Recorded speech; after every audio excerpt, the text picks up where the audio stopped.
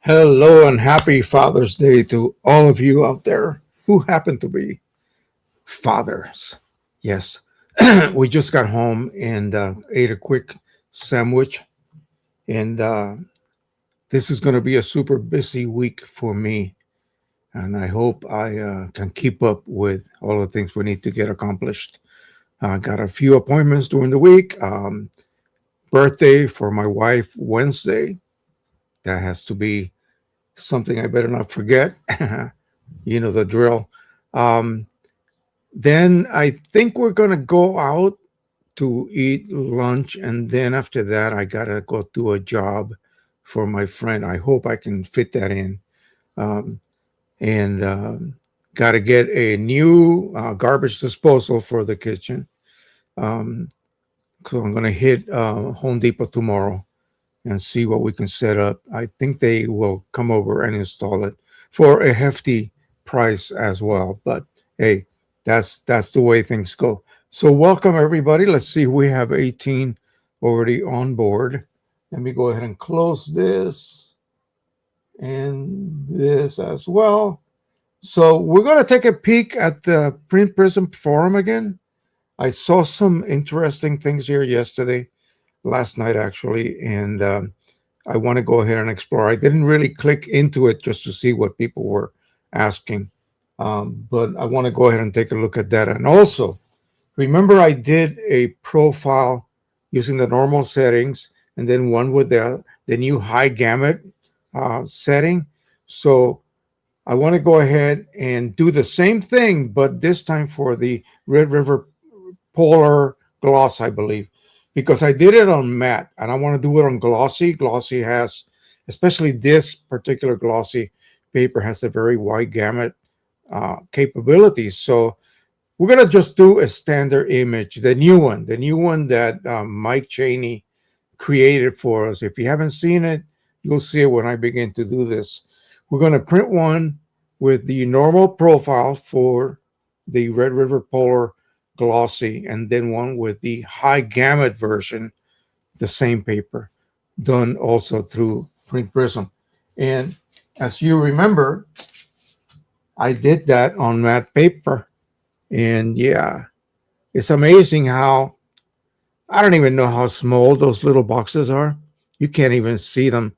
I don't think my camera can resolve them, but they're tiny, folks. They're like in the area of 1/32 of an inch square, ridiculously small.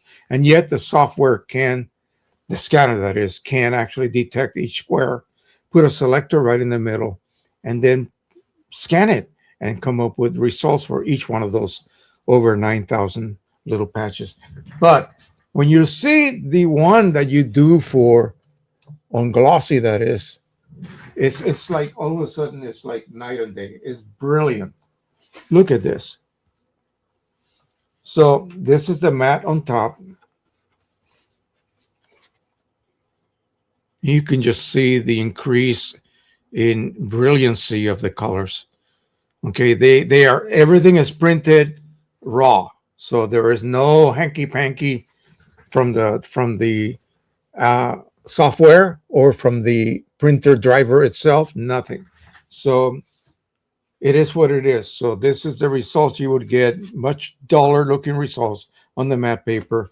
and much brilliant results on the gloss version of that same brand paper.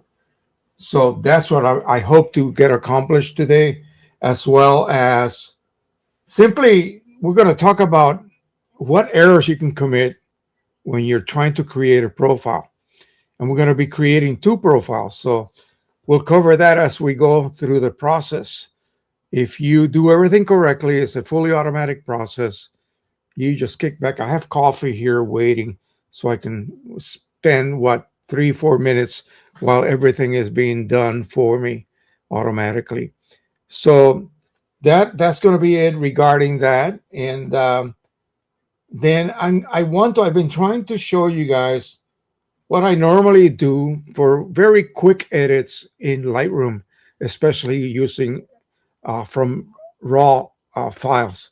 And for my Nikon, that's usually what I shoot on there all the time, raw. And Adobe RGB 1998. Load those in Lightroom. And what I like about Lightroom is an equivalent to a darkroom. You have a bunch of controls that you normally would run more than what you were able to do in the darkroom with your hands and a wire with a piece of black paper and so forth. But the great thing about Lightroom, just like QImage, is unlike Photoshop, where your raw images have to be opened in the raw converter, and you can do all sorts of manipulations there as well. You have to then convert it to a PDF or a TIFF file or whatever other format you want to work on. So that's no longer your raw file. That is now a certain format file with a bunch of edits applied to it. And then you go ahead and edit it further in Photoshop. So working in Lightroom, the original file never gets affected. You're just adding edits. It's like some sort of little tiny file that goes with it, just like in QImage. Everything you do to that file just has a little adjacent file that has all the instructions, everything you want to apply to that raw file, but not change the raw file. The raw file is never, affected. If I just delete that little file, all the edits that I did are gone, and my original file, the raw file, is untouched. So I kind of like that. I kind of like that type of workflow. Yes, there are many other applications that handle editing in that manner. I wish Photoshop would stop it with the raw converter, but this is what they've been doing for years, so it's okay. All right. Let us say hello to everyone. Nigel Waters, I know he was here early this morning when I came down to reboot my computer. I noticed he was on at 7:45 this morning, my time. Fred Elias, Warren, Michigan, Nikon D300, Epson EcoTank 8550, Red River Papers, latest print prism, all OEM. Happy Father's Day, Joe. Thank you, sir. Thank you so much. Same to you. Henry Stoffel, happy Father's Day. Welcome to Medford, Massachusetts. Where is Medford compared to, say, I lived in a little town called Ayer, Ayer, which was also next to the actual little town, Harvard. So Har, VAR, Harvard. RD, I think, Harvard. Not the university, but, the town. And Fort Devens. So I know that I was on Route I-2 and I got off and went right directly into the gate. How does that, how about Leominster? That's where we used to go shopping, in other words. But anyway, how does that, because I was in the middle of nowhere, it seemed to me. When we left the gates, it was a little town and then countryside, which I loved. I actually loved that. So let me know, where is Medford?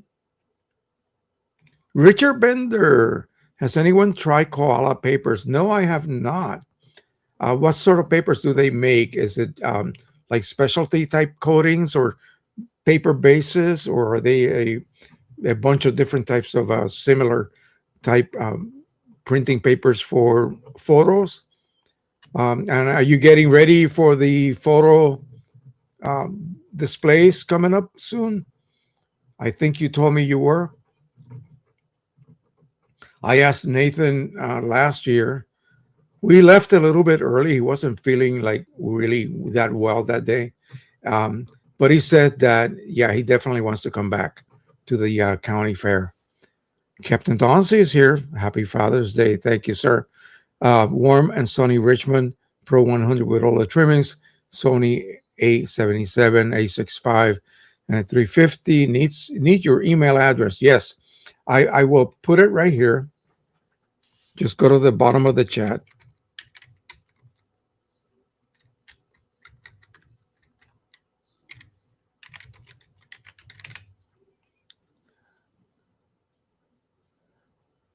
I created a new email address simply for printing um, discussions and things like that, because my regular Gmail was just being bombarded by all kinds of other stuff.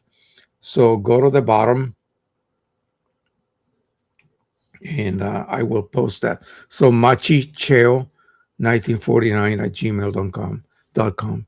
So Machi it's just a silly name for Machito.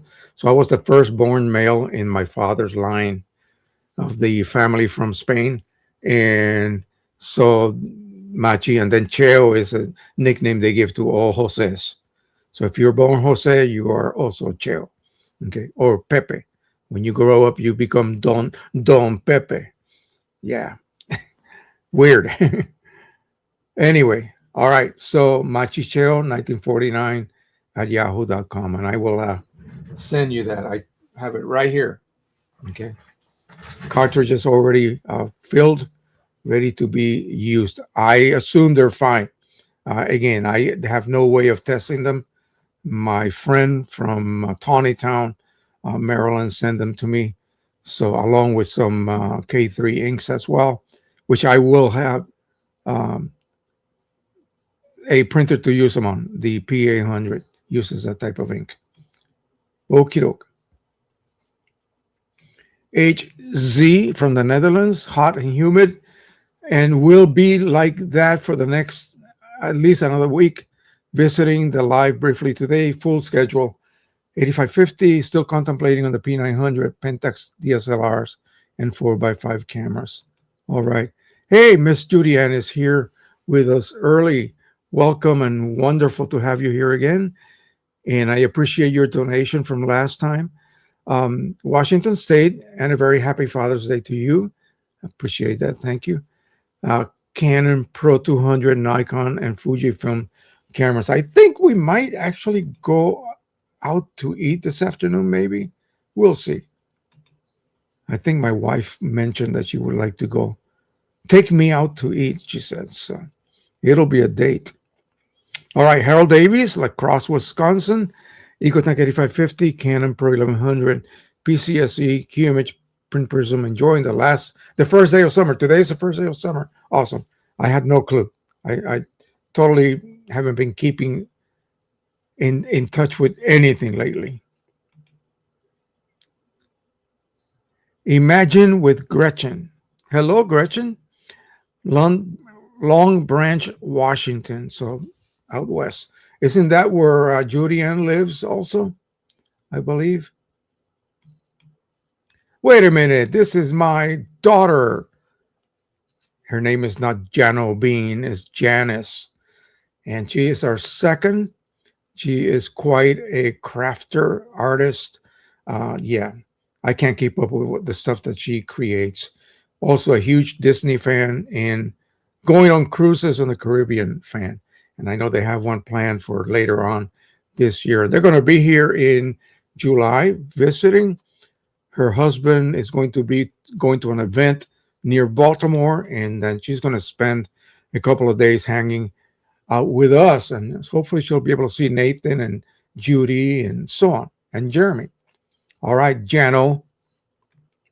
We used to say, remember Hawaii 5-0? Book 'em, Jano.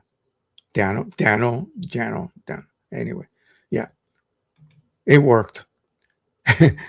Miss Gretchen says, my 16-year-old hardworking Pro 10 just pooped out its last sprint, and I had to replace it. Got the Canon 310.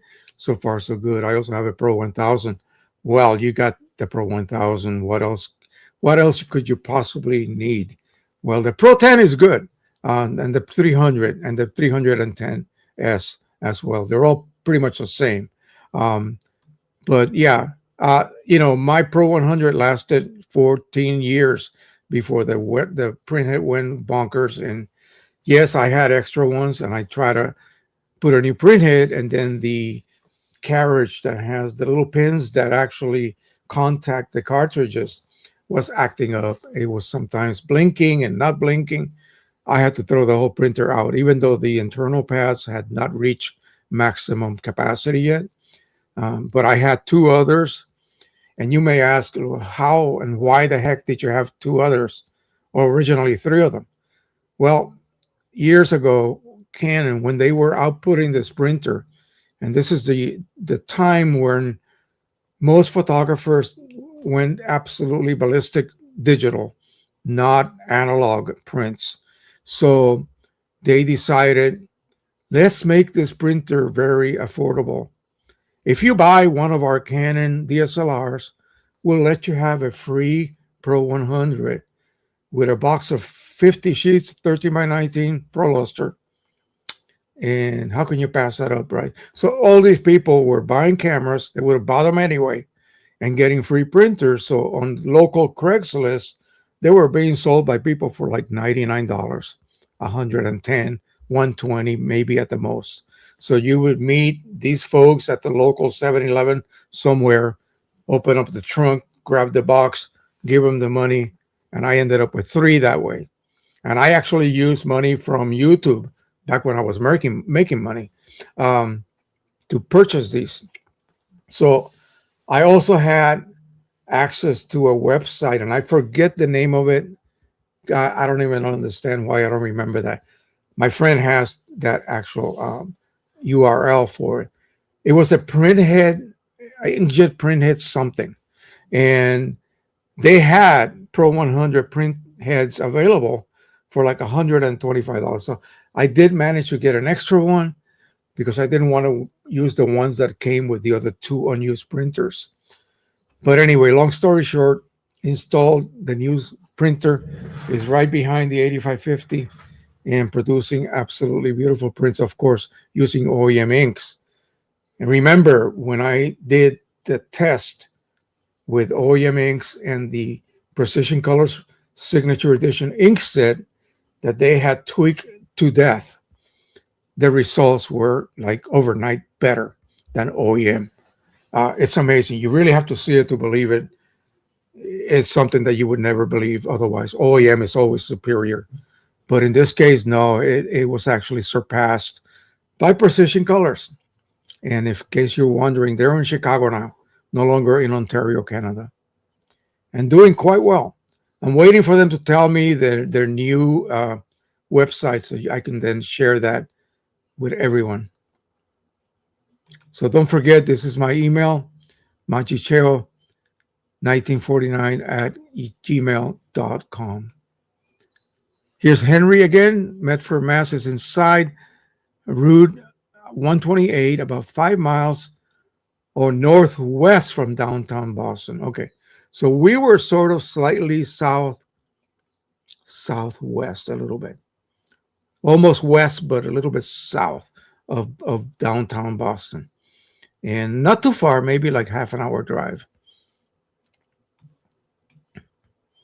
Richard Bender, hello, Richard. I think Koala is a Chinese company, widely advertised on Amazon and elsewhere. Seems to be available up to 8x10 in many surfaces. I'm going to look up on Amazon, see if I can find something that might be interesting for me to check and test here. What? HC says, nice one. Jan eyes. Yeah, come on. Okay, Janice, don't listen to these guys. Okay, yeah, go do something more interesting. I love you too, my baby. Okay, bye. Actually, it's Janis. She didn't want to be, well, she wasn't even born yet when we decided on Janice. We wanted to match Janis Joplin, the singer. So she didn't go by Janice. She went Janis. So, in fact, all our kids are J's. So I'm Joe or Jose, Janine, Judy, Janice, and Jeremy. And we almost got the five J's license plate, but we never applied for it. I should have done it. I should have done it.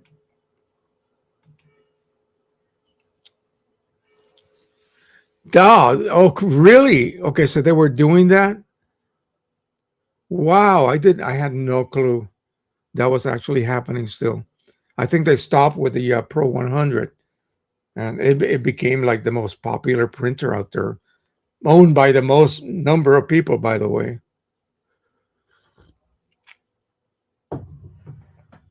when I bought the Canon 6 Delta or D, I got the Pro 10 printer free. That was like $600 worth of printer. That's what I wasn't going to pay that kind of money. I bought mine. I think it was used, and it actually worked. And it sort of stopped working, and it was nothing to do with the print head or anything else except for the power supply. It just burnt up. One night it was working, the next day it wouldn't even power on. And so I have the print head right here. I use it as a prop. I have to literally take it apart to be able to remove it, by the way. Um, a few years later, when I bought the Canon 5D 4, I got the Pro 1000 for one. Are you kidding me? Wow. So I never realized that was still happening. That we're talking what, $1,300, $1,299 for the Pro 1000 back then. That's amazing. So of course you probably paid a pretty penny for your Canon printer. I mean your Canon camera, but yeah, that's amazing. So I don't know how well that worked because at that point, Canon was pushing their printers. Remember, Canon is probably the only camera company that also got involved in printing. Epson was always printers, projectors, that sort of thing, but not really cameras. So, and then HP, forget about it. They just went office. Okay, they used to have a large format, like super wide printer with quite a few big cartridges back then. We were in the early days of ICC profile creation. In fact, I think the printer was able to create its own profiles internally. So yeah, great printer. I mean, really, it was loved by many people. There's a couple of people here have one, um, and after that, they just kind of gave up on the photo side of inkjet printing.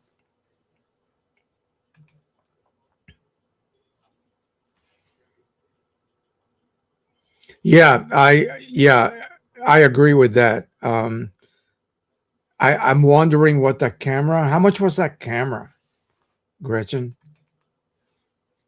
The deal is long gone, yes, but it's a deal. This one of those remember when legends.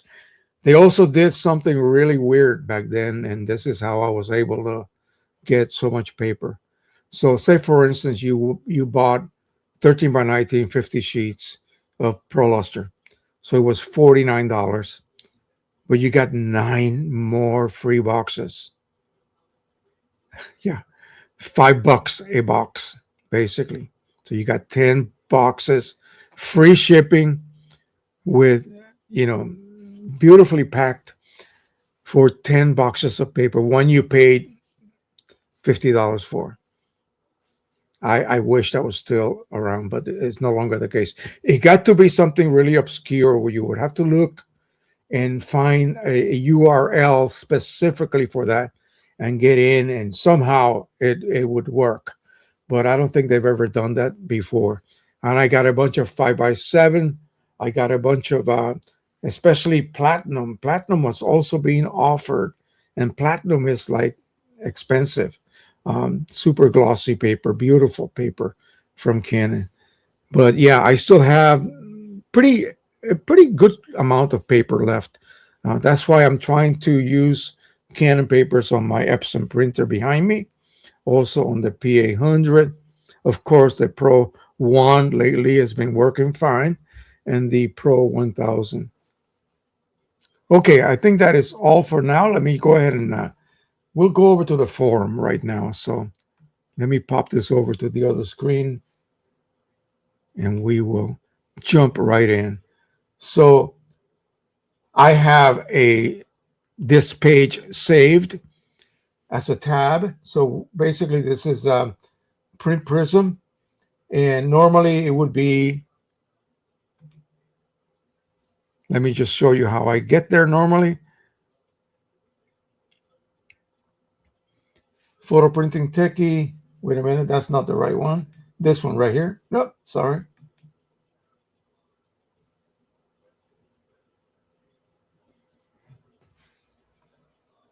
I think I went ahead and clicked on the wrong thing. Let me close that a second. This is what we're going to be chatting about today. Yeah, I did.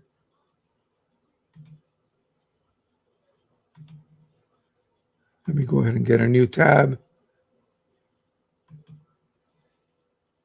Here we go. Now, I think I just saved that page. Normally is the page for DDI software, and then you go to the forum, and then in there you choose Print Prism category. So, which we will do in a second here. Let me make sure I can see what I'm looking at. Forum, and then QMH Ultimate, QMH One, Print Prism, and other photography software. So Print Prism, and introducing Print Prism, we already know what that is. I've done it many, many times as we have progressed through the different updates. Let me see what. Here we were shooting with Nikon, so missed this bargain. Yeah, I have never owned a DSLR from Canon. I see a lot of people with you can tell immediately it's a Canon camera with the lens, with the two-color lens mount. Yeah, barrel. You can always immediately tell is a Canon printer. I mean, lens and camera.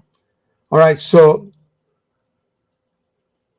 we looked at this last week, I believe. So let me since we're going to be doing this with a 5x7 paper, someone here has a problem.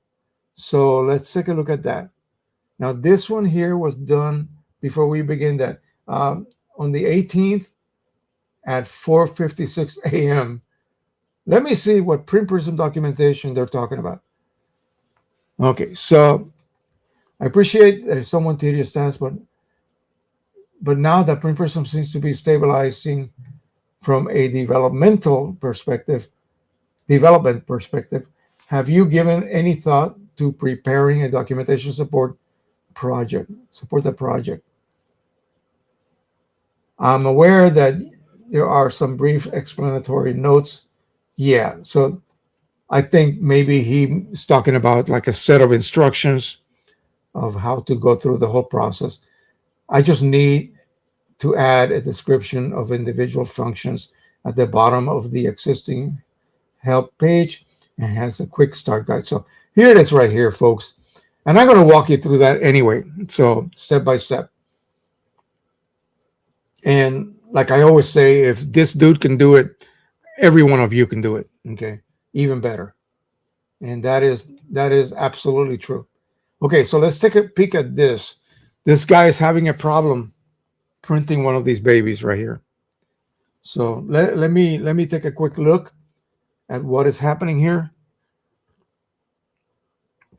Because remember, if you just came in earlier, We're going to be doing a regular gamut profile and then a high gamut profile. The high gamut profile is going to be printed with using not relative colorimetric rendering intent, but the regular one.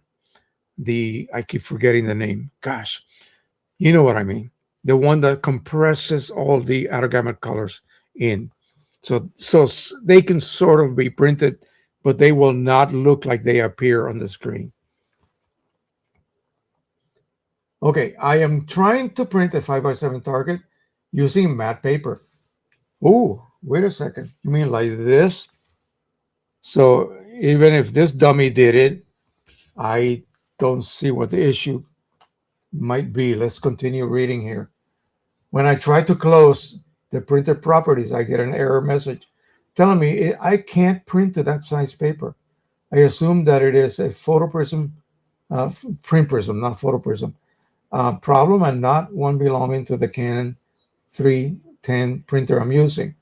I need help because I only have 5x7 matte paper. Okay, so 310, I have no clue what that printer is. You say it's from Canon. Is it an all-in-one? I don't know. Let's look it up. How about that? I need to know what that printer is. Canon 310 printer.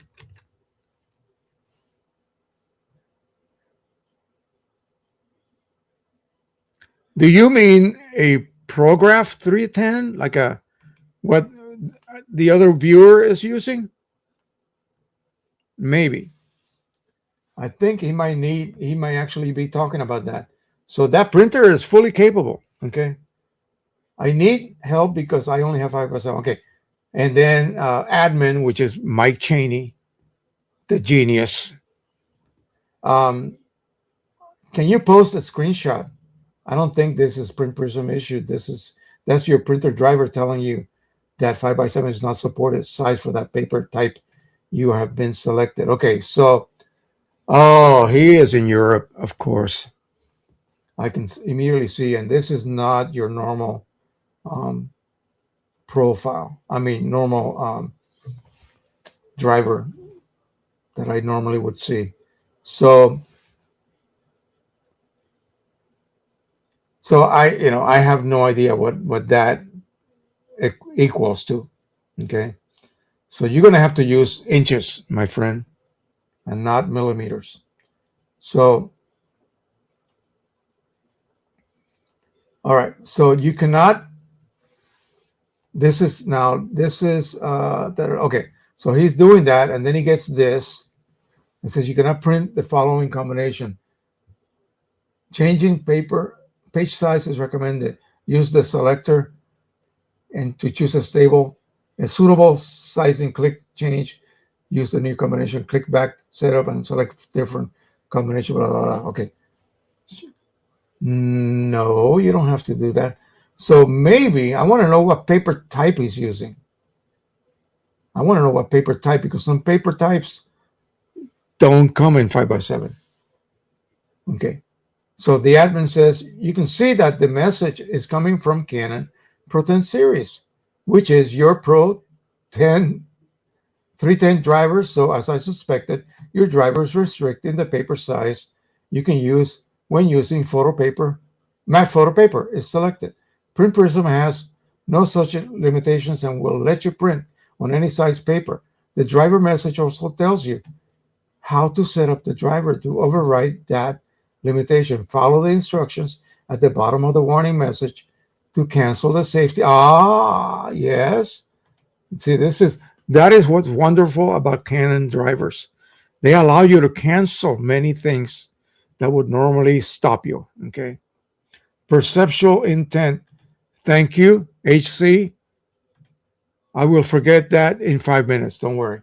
But I appreciate that. Thank you. So perceptual is for include everything, let everybody into the theater, and relative is only the colors that are in gamut get to sit inside the theater. Okay. The other ones are outside. They can get in, but they're not going to be able to get seats. That the theater has RGB and CMY seats as well as black. Different shades, different values. Yeah, you get what I mean. We'll call it the gamut bubble. All right, so now what do we do? To cancel? Yeah, it says right there. It says right there. To cancel safety margin regulation, click back to the setup. Yeah. Gosh. Thanks, Mike. I am a newbie to using both Print Prism and QImage Ultimate, as I am really impressed. It has nothing to do with QImage Ultimate either, okay? Just keep that in mind. And I can show you that. I have a Pro 200, which should have a similar type driver as the 310, okay? All right, that is wonderful. Mike to the rescue, as always.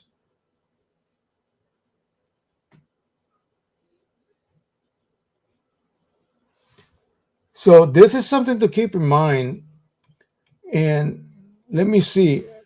I know that the white point or value of the light source that a scanner uses could drift.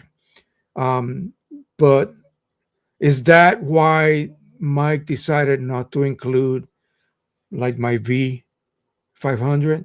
Because it uses an incandescent type light source. And I think those are the ones that drift. I think the newer versions, everything he has included as being an appropriate scanner to use with Print Prism. I think all of those have LED light sources, and many of the huge combinations of, say, printers like the XP family, they all have the same scanner anyway. So the scanners, even though they're 30 different models, the scanners are identical with the same type of light source. But let's continue on here. Just wondering if LED spectral brightness drifts. No, I don't think so. With age, would put a practical best before date. Okay, my i1 Pro 2 has a incandescent light bulb. I have to calibrate it every time I use it.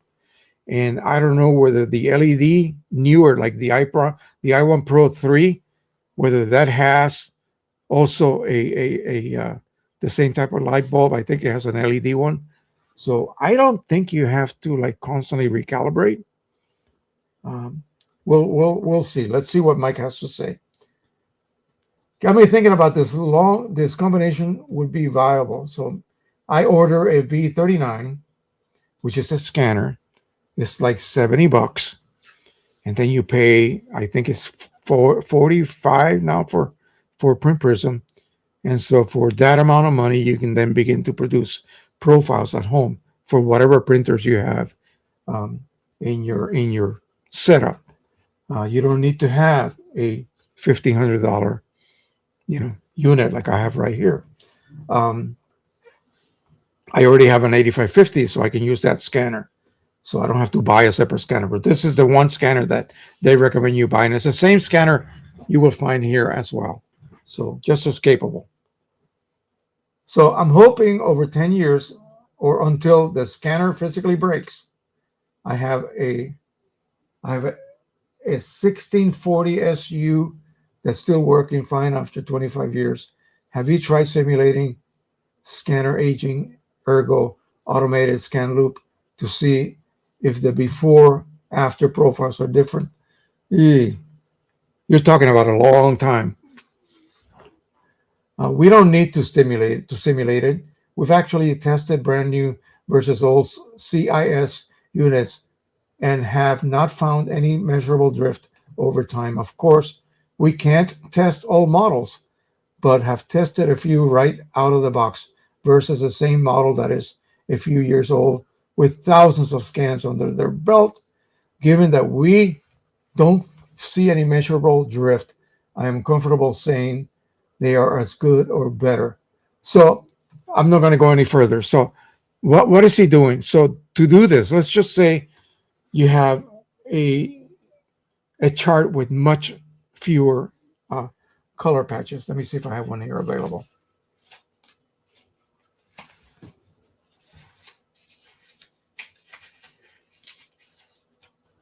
I know I just did one the other day. That's okay. Anyway, the patches will be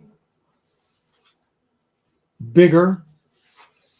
And what you would do then, let's just say you scan something with your 10-year-old scanner. That's the same scanner, but it's 10 years old.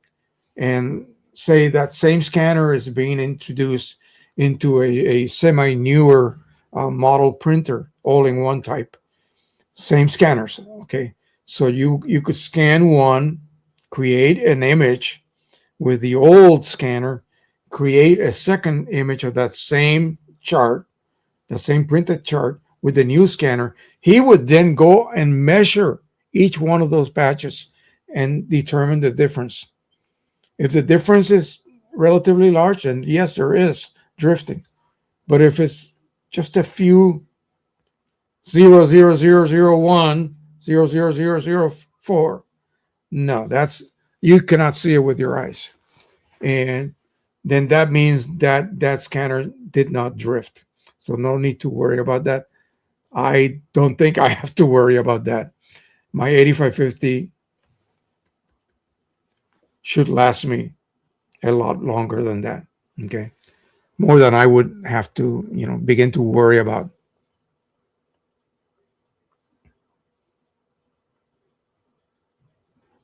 Okay, oh, there's other people. Oh, here we go. Hang on. This is interesting because normally it's just Mike and the person asking. So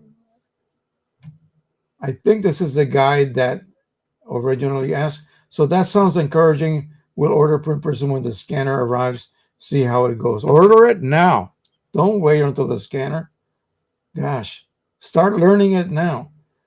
Okay, and then ink user says LEDs fade slowly over time, very, very slowly, very slowly.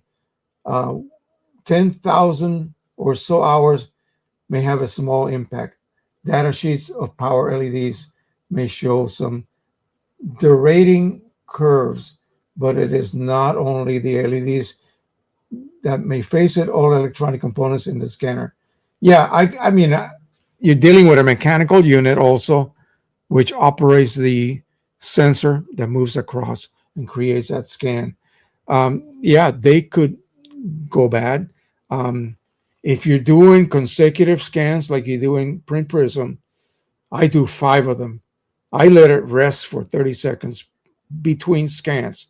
So that motor that is moving that sensor across with the light source and then comes back, that creates a little bit of heat and you have to let it rest. You cannot just continually start the next scan. That's why he incorporated a rest period, and it's an adjustable rest period from like 10 seconds, I even like 5 seconds to like 60, I believe it is. I don't know. I use 30. I just leave it in the middle and I do all 5 scans. They are then stacked. The results from each scan, the readings that the sensor takes, are just stacked on top of each other and blended into one gigantic mass of information. Okay. I think that's wonderful. Okay, Brian Connor says, I'll just read it here. You don't need to look at this. And don't forget that our eyes change over time. Oh, no kidding. Yeah. And we can't see as clearly as when we were younger. Our eyes normally become less sensitive to colors, and we also tend to see less saturated colors as our eyes age. But of course, that varies from one person to the next. Yeah, you're dealing with those cells in your retina, RGB. Um, yeah, I think it is something like that. But they can detect color. But I can no longer do that compared to when I was even 60. So, all right. So let's see what else we can look at here. Let me pop this here. Observe. Okay, printing. Idea. Print targets with settings also printed on target. What? Also printed? I think you're using the wrong terms there. Okay. My current way of doing things is to print my print prism target in Q Image Ultimate. Okay, that's the old method. But I am posting my idea here as well, since the targets can also be printed from Print Prism now. While the target is printing, I create a plain paper sheet with info such as paper type, target, print date. Huh? Okay. Oh, I see what you mean. This last bit is added to the scan.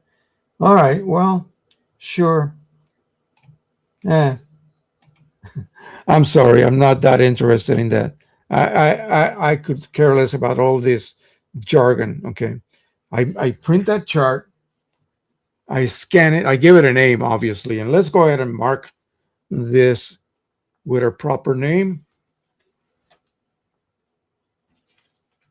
So it'll be EcoTank 8550. Red River Polar Gloss in PP210. That very same name is what I will add. I think I already did it, to how my scanned image is going to be saved as. So it'll have that name. So if I have to like create a new profile later, I don't have to rescan that. The image is already saved in a folder inside Print Prism or wherever I want it to be saved at. So I can just go back and say, make a one with a little bit more shadow detail. I can make one, again, if I haven't done so, with higher gamut. Another one with, say, a warmer tone. You see what I mean? So all of these different profiles, I'll just change whatever I did to them. I'll just add that to the name. And they are then saved as individual profiles that will have a slightly different result at the end. That will be applied to the print you're creating.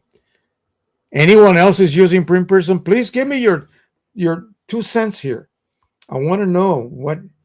A lot of you tell me you're using Print Prism. We have 34 people on board on Father's Day. Amazing. Go ahead and tell me. Share that with us. We all want to see, not just me. We all want to see what it is that you're experiencing.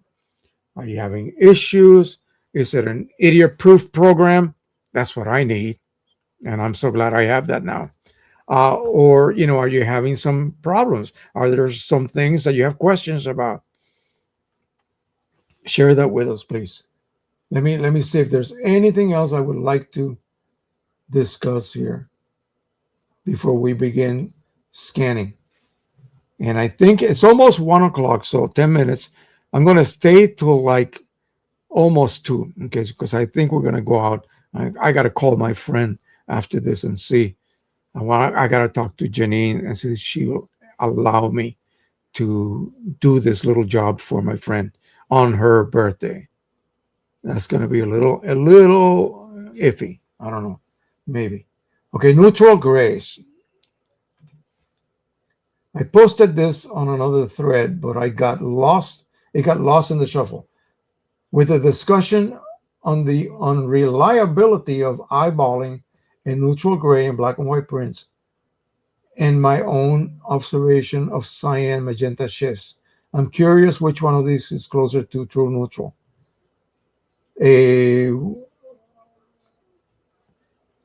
And then it's listing some targets here. Okay, let me just. I'm going to close this. I'm going to tell you how I would go about it. So go on Amazon and purchase, or whatever other photographic site, photography store in New York somewhere, and look for a gray card. Okay. And sometimes that comes as just a solid white one side and gray on the other side, 50% gray on the opposite side. Normally in our early days of film, you take that gray card put it directly where the lighting is hitting it, where you're going to be shooting from, and take a reading, a meter reading with it. That will give you a middle of the range setting, f-stop shutter speed. That will give you that gray chart would come out if you were to if you could just print it magically without any kind of effects or any kind of changes. It would print a gray print. So you see what I mean? So that gray card is 50% gray. You take a reading of it, you use that reading, you shoot it, and then you say contact printer. Well, that's a little iffy because depending on the exposure time, but you should get a gray, middle gray tone on your print. Anyway, use that. Look at your finished black and white print. Put it next to your gray card. Your gray card is your control. The gray card is neutral. Okay. Whatever middle gray, let's see, divide 255 into 2, multiply that times 3. So you would have, let's just say 145, 145, 145. That would be a middle, that would be a absolutely neutral tone. 125, 125, 125. That would be a slightly darker but neutral tone. So your gray card is neutral. Put it next to your black and white. Let's see.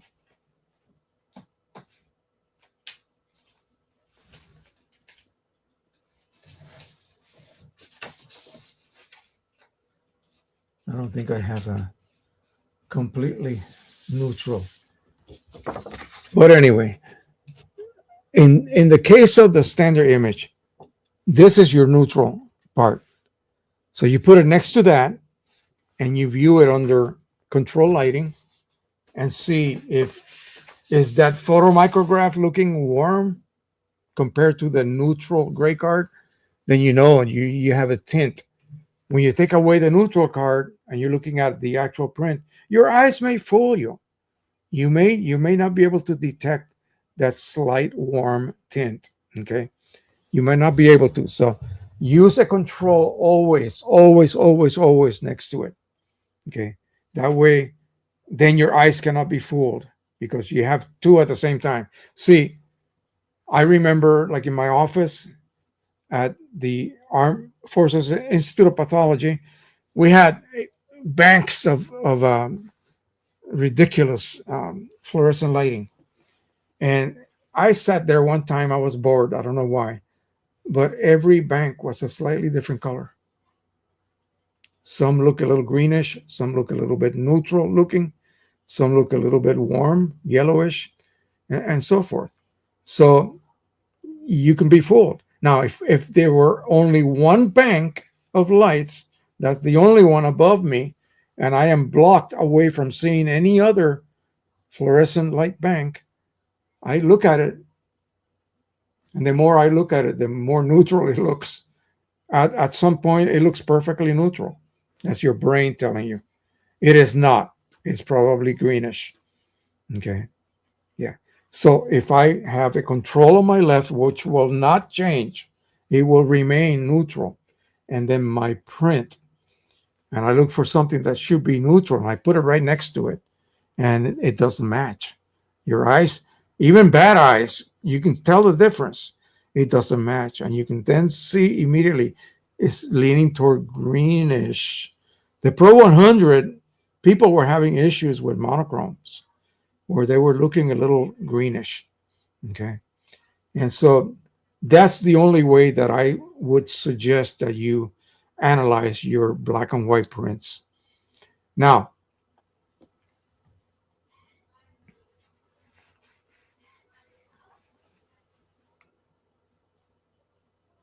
hold on one second. This is Emmanuel from France, Normandy, Rouen, 8550, waiting photo person for Mac. It's coming. It's coming. I know it takes a ton of coding to be able to create something like that. It took forever to get QImage 1 out. And at that point, he figured, might as well make it for both Windows and Mac. It's just a watered, not watered down, but QMH 1 just has the basic for printing only features on it and other little additions that they did. It may not have everything QMH Ultimate has, but that will be not the case. That will not be the case for QMH for Print Prism for Mac. It'll be the complete version, and I think that's probably why Mike hasn't messed with QMH. I mean, I keep saying QMH with Print Prism 210, and that is because he's letting his partner um, work on the Mac version. Yeah, I was gonna put it on, but I thought, nah, it's nice and cool down here. It's not that hot today, but still, it just gets a little hot on my head. In the wintertime, yes, I will wear my cap. I was wondering where you said when you used the word nude, and I'm going like, what? Who's nude? Yeah. Came in late today, Ron Cave, Net Trent, New Jersey, Epson Equitech 8550, Kimich Ultimate Lifetime, Canon R5 Mark II, and a Canon D70. Welcome, my friend, and happy Father's Day to you as well. All right, so again, that's my recommendation. Have a control next to it. In other words, look at this. Is this really gray? I don't know. It looks gray to me. Gee, let's see. Let's change the lighting here. Ooh, that almost began to get a little warm. In fact, I'm looking a little warmer than on the other two banks of lights here. So that light may be a lower temperature light. Maybe, I don't know, 5,500. I'm hoping it is. Maybe it's 5,300. But anyway, I would have my gray card right next to it, and I would look at them. Then I will be able to immediately detect this is neutral. This absolutely neutral. This now looks a little bit cooler, a little bit lighter, a little bit warmer, whatever. So you'll be able to really see that. You need to always have a control next to whatever you're checking. Okay. I always say, you set your oven on for 350 for cookies, but they're burning the cookies. So you take your supposedly calibrated digital thermometer and you shine and you take an overall reading inside the oven. You may have a hot zone somewhere above it, maybe on the left. I don't know. So you take readings and they're all hovering around 375. Well, now, see that? You would have never known that if I was using the oven's own thermostat. It's telling me it is 350. No, it's not. When I use my control, it shows me that it is not. When I view my print next to my gray neutral control card, I can see that my print is a little green. Now, in Print Prism, you can adjust that. It's magical. You can create a secondary profile. In fact, I just stack it on top of the previous one. If my regular profile is consistently creating, and I only have one printer, say the 8550, that's all I have. I'm scanning there and I'm printing there. But my monochromes, using a profile, not black and white mode, are consistently slightly green. Then I look at that. I look at that green. Put your neutral card next to it, by the way. And then look at that, a similar gray, and then you can adjust that. There's a little color wheel. You take that little icon in the middle, move it over toward the green. Is that what the gray now is looking the same green as this? Oh yeah, that matches. Leave it there. Create a new profile and stack it. Overwrite the previous one.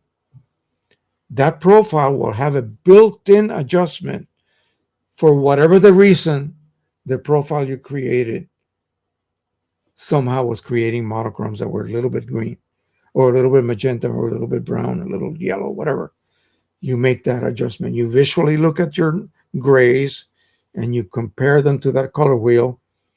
Move that little icon whatever direction you want to go to so that it replicates the sort of the tint that you see on your print. And then create a new profile, override it over the other one. Okay. You don't even have to rename it. You made a correction, a slight correction, which will not be noticed on color images. Trust me, only when you print monochrome. Okay, let's go ahead and scan this puppy. Now, let's just wait a little while. I just realized something. What can you do that will absolutely give you horrible results? Hang on a second. Yes, that printer will work on the Print Prism, by the way. And it is a tank-based printer. It's a really good one. It actually creates beautiful photographs. And the scanner is ready to be used with Print Prism as well. And by the way, he sells. This is my buddy here. His link is on my map, that app that I have. Go to his store on eBay and buy whatever supplies you need for your wasting pads, your wasting cartridges. You can actually buy, third-party products from him. You can buy cartridges that are already pre-modified and ready to be refilled and used. So, but anyway, so let's just go ahead and open up Print Prism. Enough talking. Let's go ahead and open up Print Prism and proceed to use it. All right, so when you open up Print Prism, this is what you get. You're going to simply, let me go ahead and shrink it a little bit.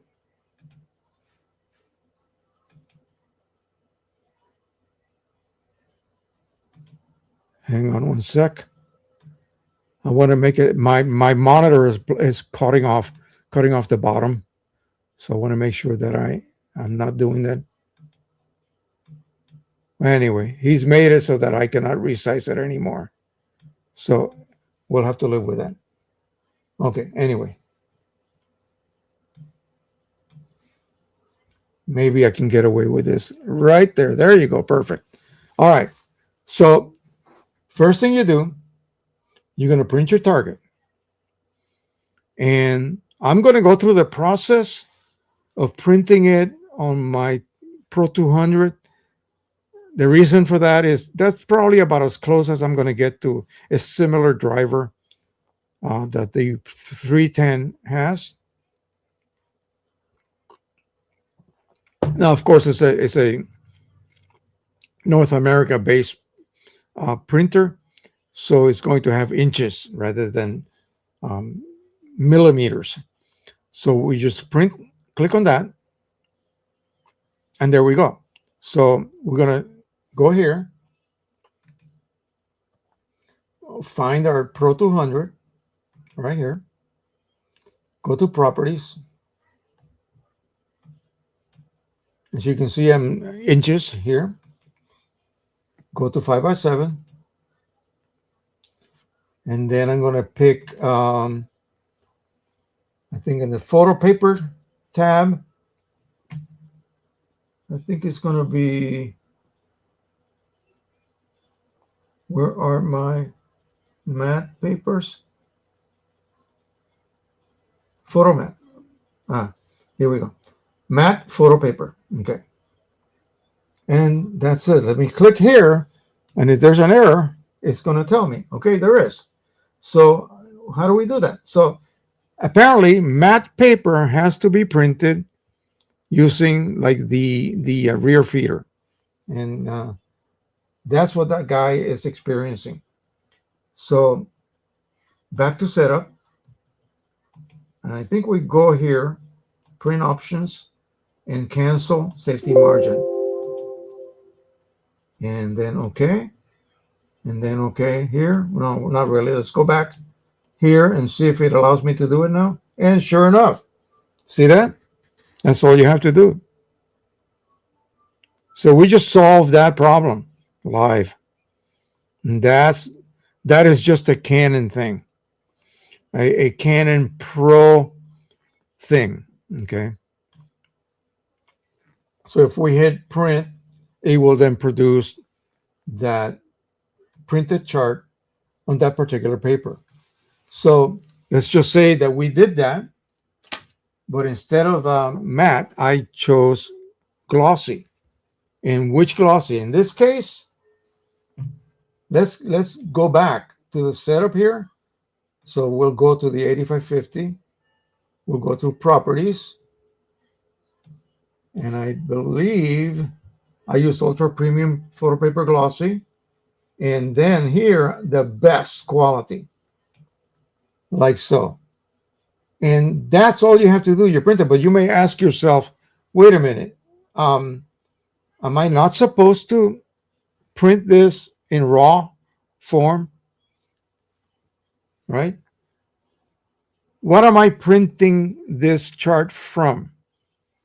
I'm printing it from Print Prism, or in the earlier versions from QImage Ultimate. And so I would also assume that QImage Ultimate would not be, handling any kind of color management. So I would have to set that to off. Instead of a profile, or instead of letting the driver control color, I choose off. And that way QImage goes hands off. I am just going to send the image as Mike Cheney created it directly to the printer. But then is the printer going to attempt to use color management, for instance, for that paper? And the answer is no. Okay. Both of them will be off automatically. Well, not really. You have to still use off. But in this case, with Print Prism, automatic. The printing is handled with zero color management, and the driver's color management option is turned off. Okay, let's take a quick look. Let's see here. More papers, options, more options, advanced, and no color adjustment. You can see it right there. Automatic. So I don't have to worry about anything. And let's just make sure that I printed this on 5x7. No, it's on 8.5 by 11. Well, let's change that to 5x7. And make sure we still have the same paper, best. And boom, there you go. And it produces this print. All right, so now what we need to do is, what are we going to name this profile? So we clicked on this first. And now here, for the first time ever user, you find your printer with a scanner, or your scanner, your standalone scanner. Okay. And these are the printers that I have that allow me to print through their scanners. Of course, this beloved V500 is not included.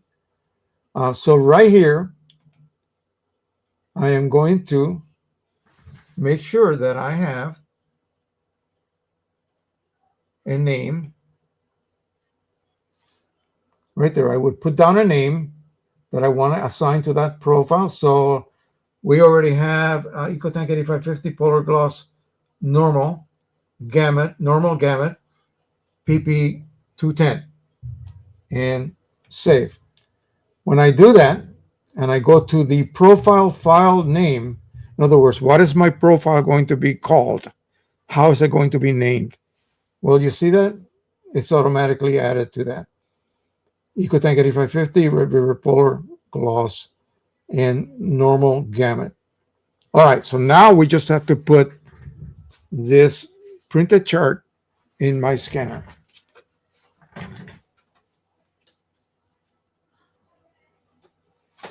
I want to make sure that I have it as parallel as possible. I have a little jig that I made here, and I'm going to just use that as a guide.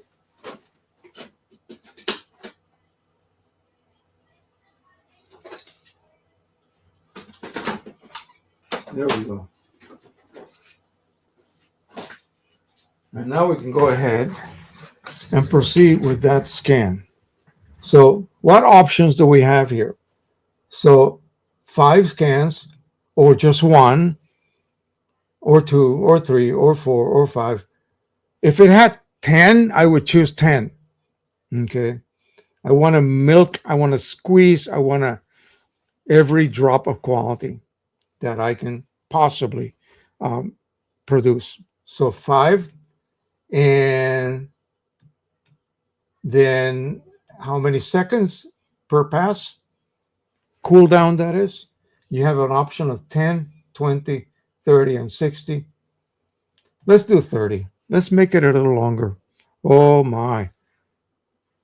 How am I going to be able to last this long? Well, no, it's really not a problem. Here is what I'm talking about. So it says leave centered unless printed grays show a color cast. To correct, open the save scan, move toward the original tint, and create the profile again. Okay. He should change that from scan to the finished print. In other words, you created a profile and you used it to print color and you're satisfied with it. Then you go and you print a black and white print where everything should be grays, neutral, from the darkest to the brightest. But yet you see a cast, an overall cast.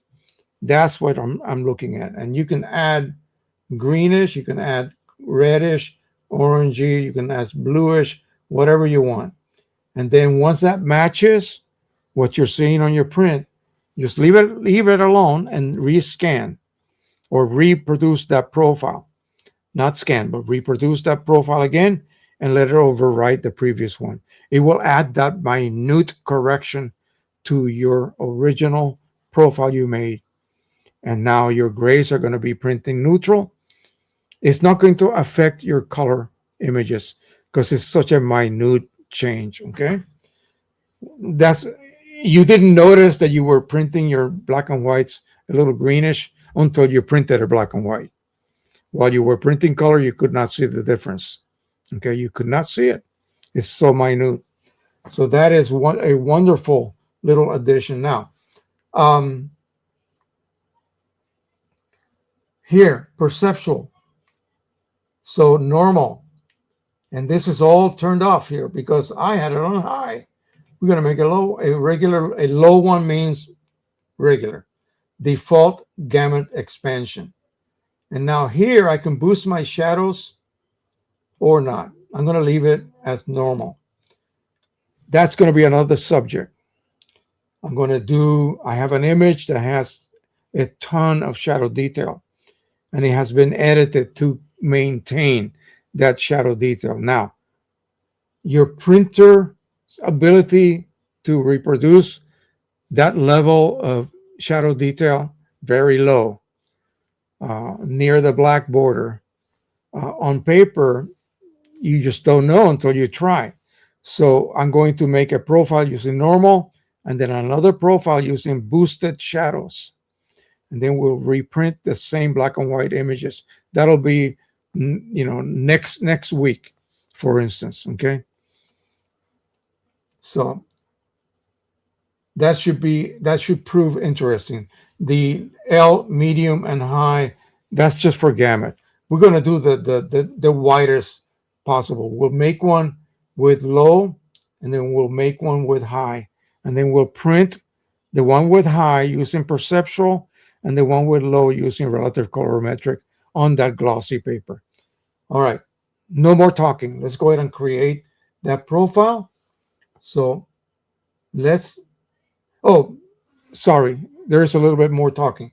If you want to do things manually, you can work down here, okay? You can scan, you can create the profile manually, but we don't have to do that. So we'll go ahead and scan our chart now.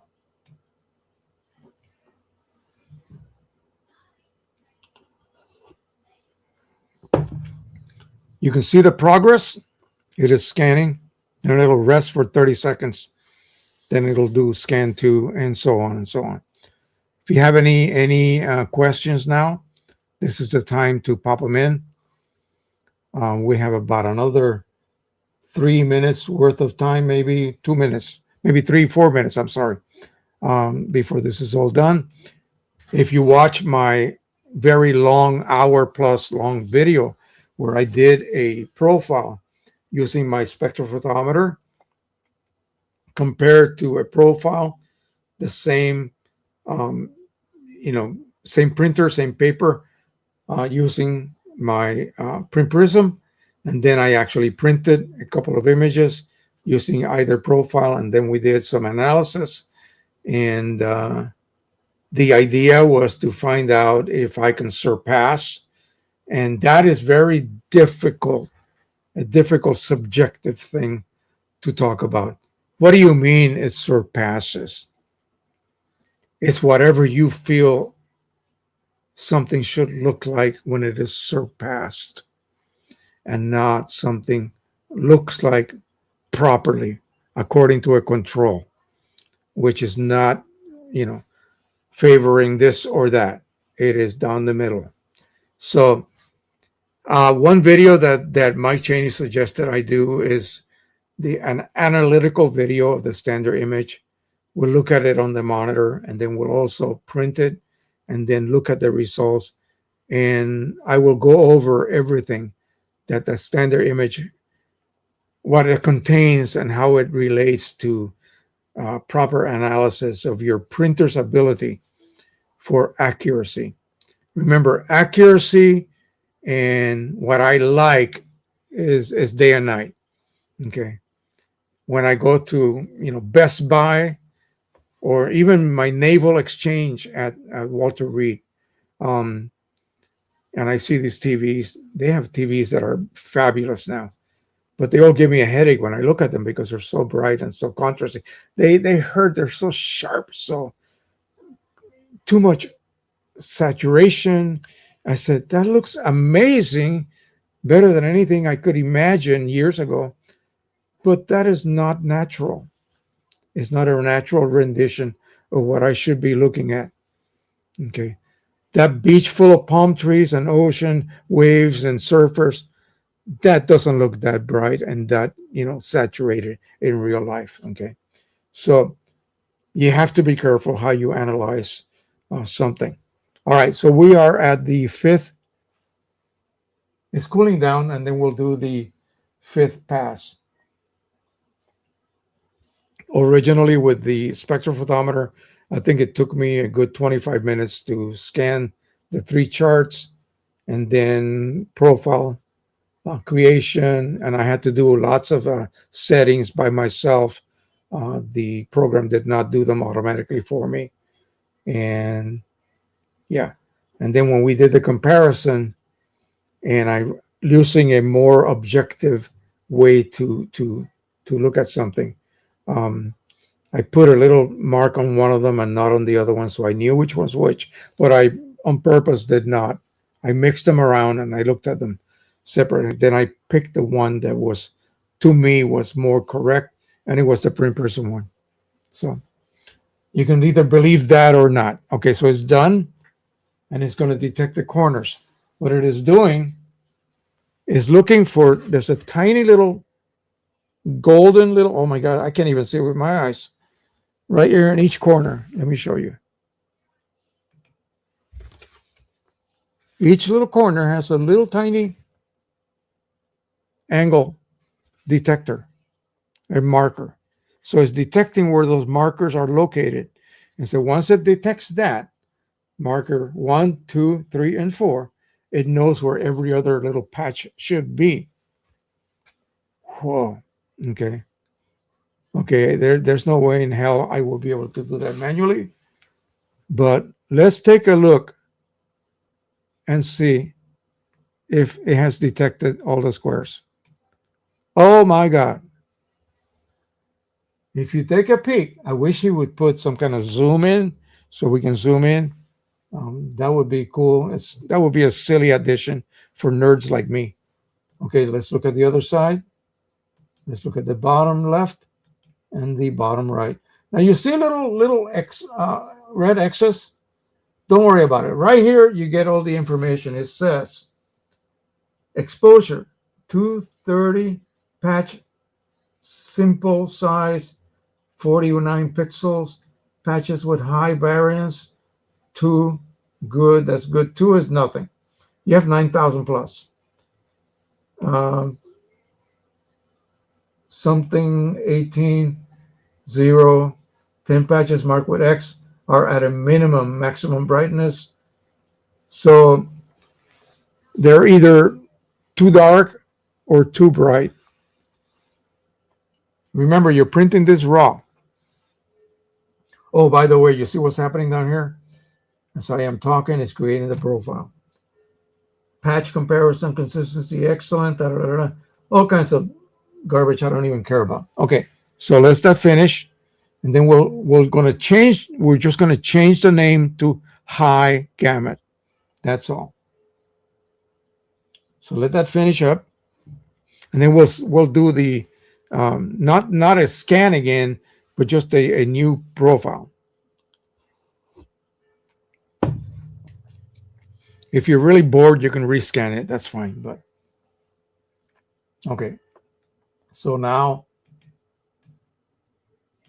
I'm just going to right here add the word high.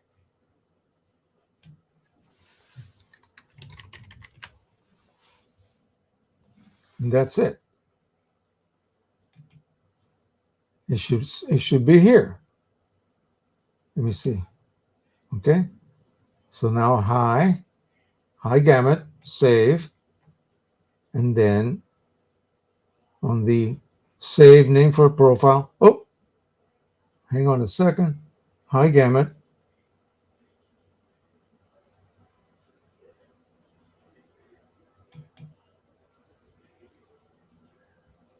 Oh, it hasn't been created yet. Okay. Yeah. That's the original. So high. I haven't created the profile yet.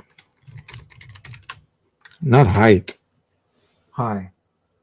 All right. And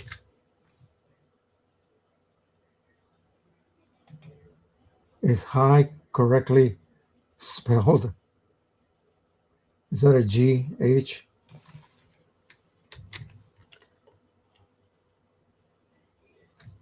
Yeah. G, H. Okay. Space. Save. So we'll change this to high. And I think we can just go ahead and create the profile here. And we should have one with the high setting and then one with the low, whatever L means, setting. And then we'll go ahead and print each one. We're going to do that on the same glossy paper. By the way, I cleared the silly clogs this printer had the other day, last week. It took about 3 cleaning cycles. I think I had air. Somehow I got air in the lines. And I refilled everything. So it should be good to go. Let me decurl those edges a little bit.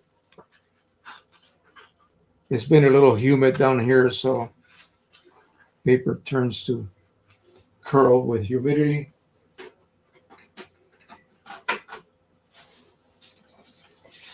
While that is being created, let me jump over to me. Let me show you what my friend Harold Davies did.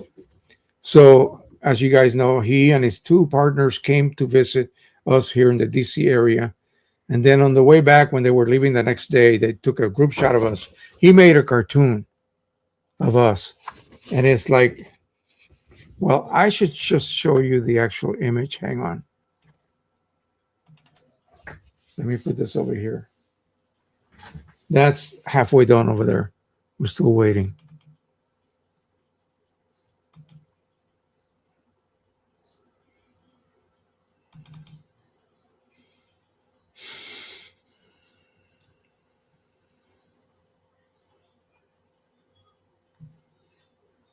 He made like 5 different versions of it.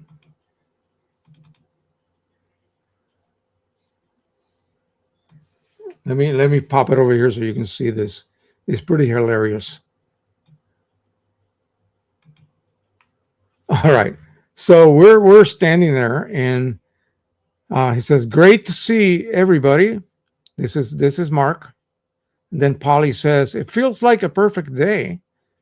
My wife says, "We should take a fun family photo.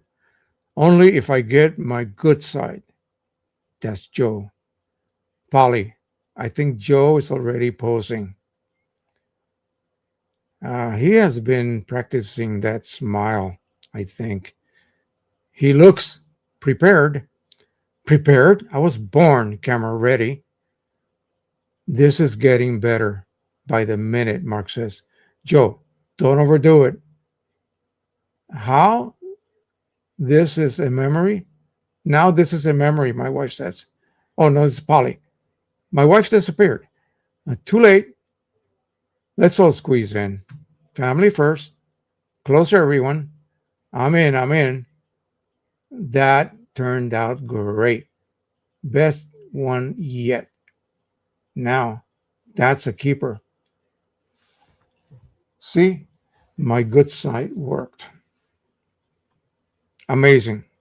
See what you can do? AI is awesome. But don't play around with it, in the wrong way. Don't use it to create fakery. Although that was totally fake, but no, we were just that wonderful. I think we were, and I think Harold will agree with that. So let's open up Q image. We're going to print 2 copies of the standard image, the new one.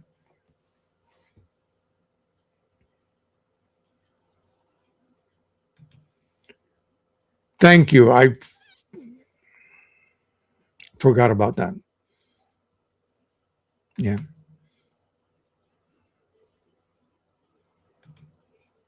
No, you can just use the wheel. All right. Pedro Ribeiro. Hi, Jose. Can I ask you a question about the video of the refill of the Canon Pro 10? Sure. Ask away. Ask away. I'm going to go ahead and begin to create that profile, but you can just ask and then we'll get back to you.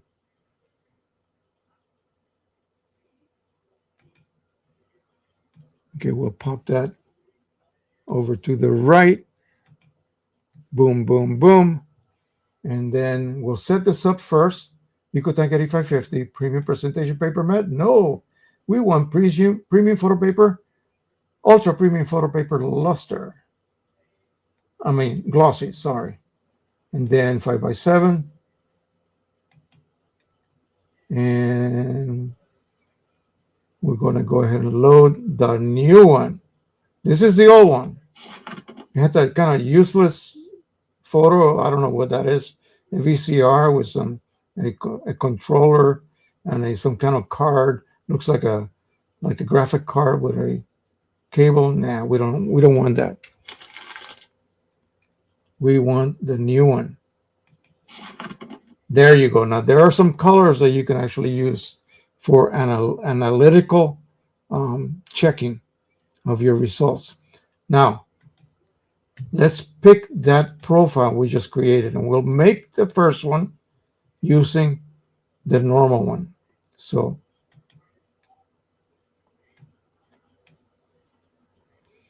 they were both named normal. Oh, shoot.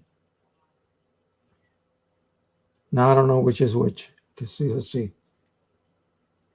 Okay, this is the original right here. This is a normal. It's got an earlier time frame. So I'll go back and redo that. So let's pick that normal, relative colorimetric, black point comp, and print. While that is printing, I'm going to go back to Print Prism. We'll just rescan it. What the hell? I'm going to go to my color folder and delete the one.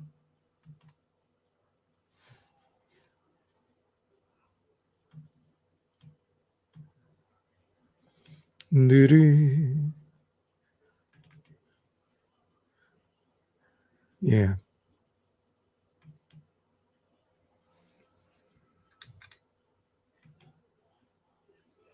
Okay.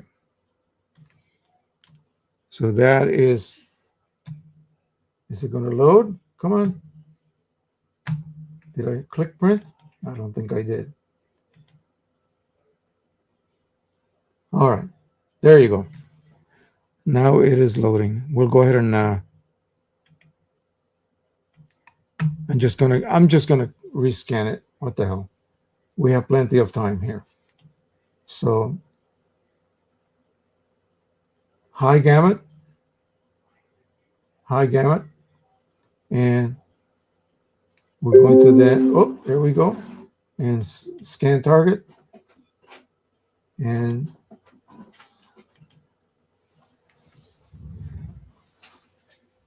this is going to take longer than normal because I chose a, what you call it, a, wait a second here.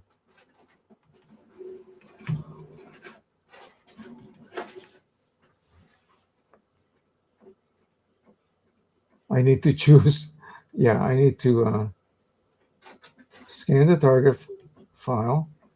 It says, oh,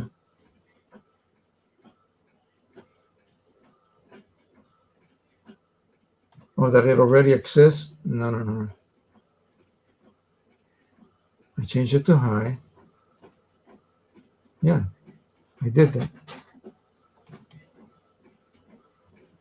I'm just going to go ahead and say, frame person cannot set the mode automatically for your scanner. Why? I did something wrong.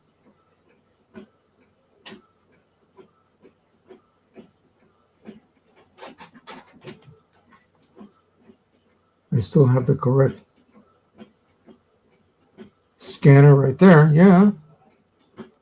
Huh. Let me close this and start again.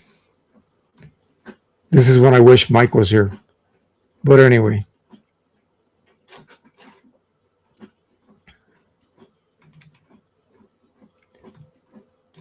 We're going to do a little bit of analysis once this is done printing. And then we will attempt to do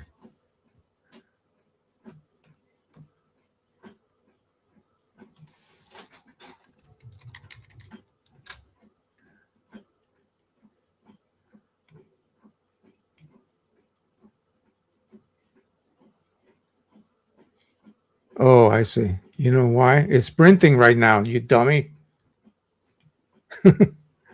I cannot print and scan at the same time. That's why.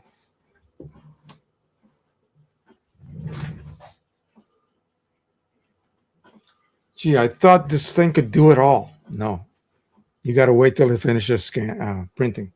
All right, let's take a look at the issue that Pedro is having. I just purchased Canon Pro 10 that hadn't been turned on for 3 years, has some empty and half full cartridges. I printed and also checked, but as expected, it is clogged and only printed some grays. I'm going to do a full head cleaning, and I wanted to ask if it's a good idea to refill the original cartridges or I should buy new Canon cartridges. You know, only if you want to. You should be able to, unless there's a possibility because these sponges are, let me show you what that looks like. So this is a let me go to me Pro 10. If this was sitting in the printhead, yeah, there's a possibility of drying 3 years. Yeah, I would, just to be sure, I would go ahead and buy new cartridges. And then, you know, have them unopened, remove the printhead, put it on a plastic little tray lined with paper towels, some Windex, only enough to make them get wet and a little bit, you know, just a tiny level of water. There goes my air conditioning. Finally, I think it's getting hot upstairs. And then just add some Windex with ammonia, and then dribble it here on the top. Each one of those little chambers, just dribble some inkjet. I mean, some Windex, and let it for hours. Yes, and then change the toweling, rinse everything, put new toweling. Again, make it wet with Windex. It's going to be bluish, and then continue adding Windex on top. In fact, I think you might be able to add. No, there's really no way you can add, say, several ml.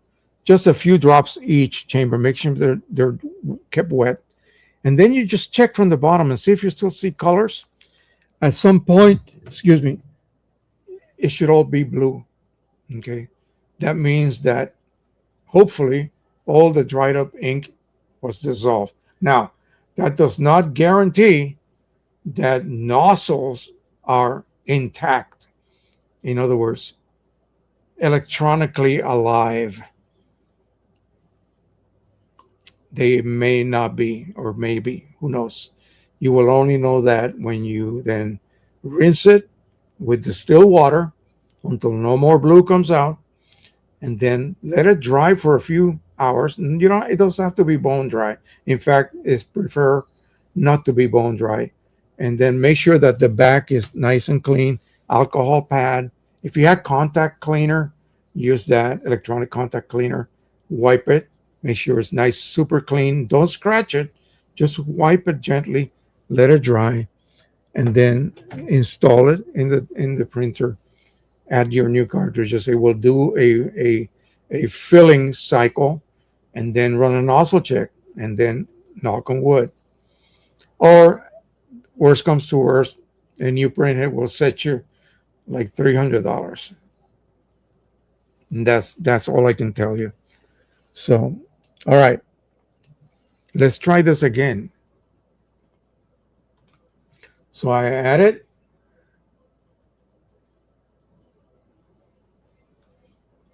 the name high.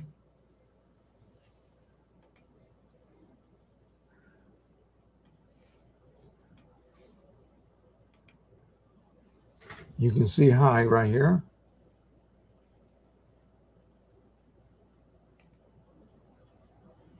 Come on. Right here, high gamut. So this should have high gamut, yes. And this should also have high gamut. Okay, so, and I think we can just create the profile. I don't have to rescan it. It'll use the original. Okay, please open or scan target first. So I'm going to open the target, the one I created earlier. Let's just scan it. What the hell? There you go.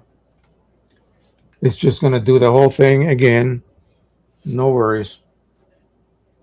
Here's the one we just created.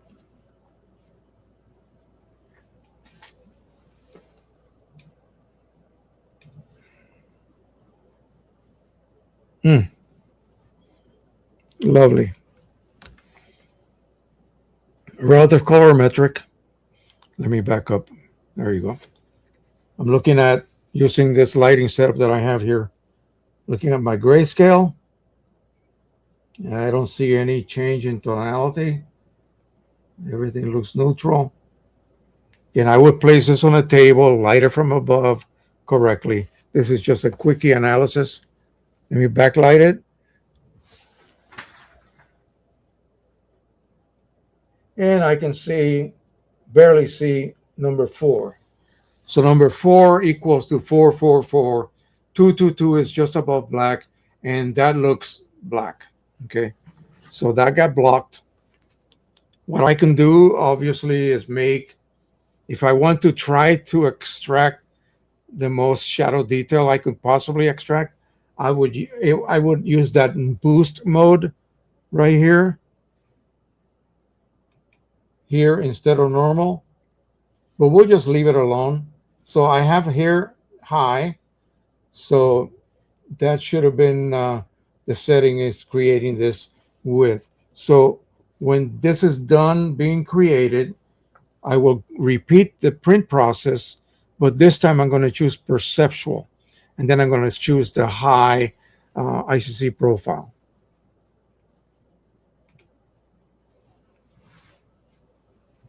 No, that's about all you can do. Yeah, there's no way that you can force fluid through there. You don't want to do that. These thermal printheads are very delicate. So how long did you buy this from someone else, or this is a printer you had and you just sat for 3 years?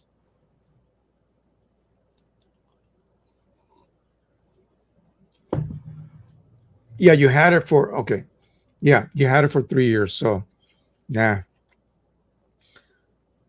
yeah. The only thing is you could do if all else fails is start from fresh. And at this point, man, I would just jump to the 300 because it's going to cost you over 300, over like 350 for a printhead for it.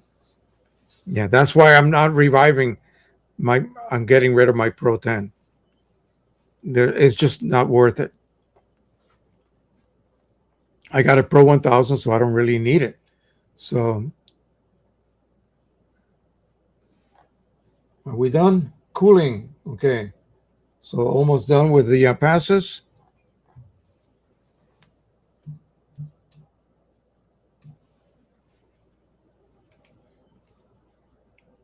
9 seconds. Then what we'll do, I'm going to mark this in the back. We're just going to call it normal.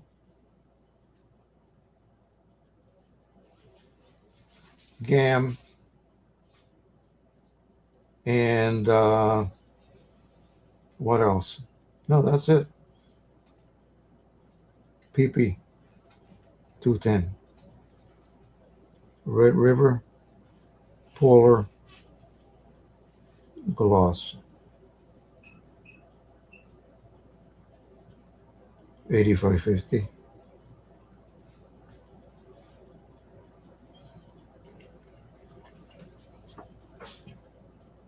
We'll compare these colors right here.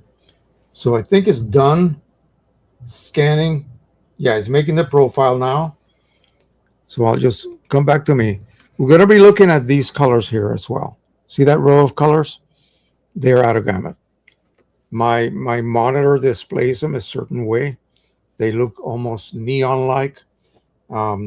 There's no way you can create neon looking, UV fluorescing colors unless you use UV inks um, on my print. So we're just gonna see these two greens right here. They look like they're blocked, like they look the same shade.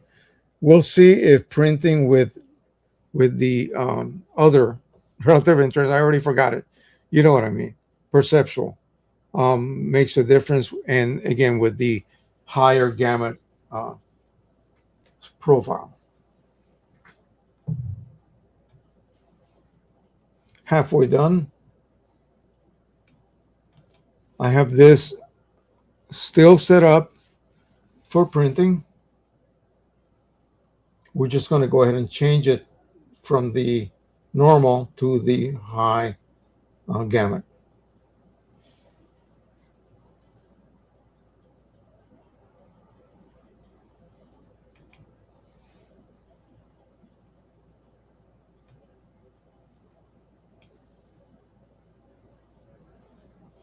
I hope that I don't have to close down QMH for it to show up.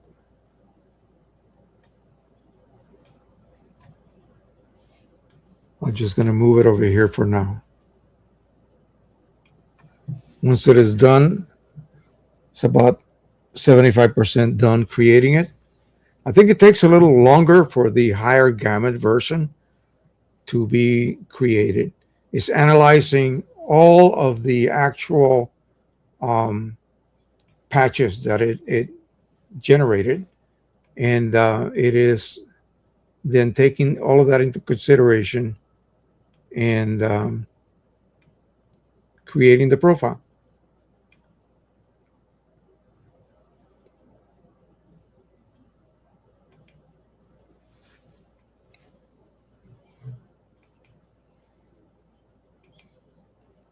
Almost done.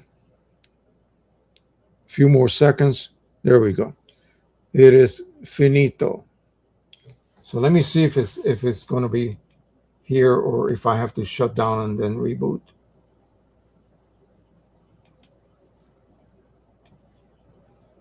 Actually, there it is, normal and high.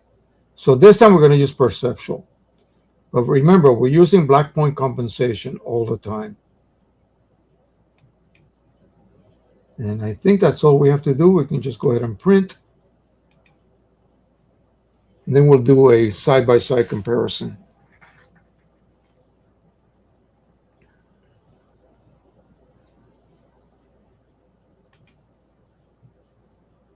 Okay, so you bought it for just 50 euros 3 days ago. Try the soaking. You may not have Windex with ammonia. Okay. You may have to buy some sort of bluish type window cleaner.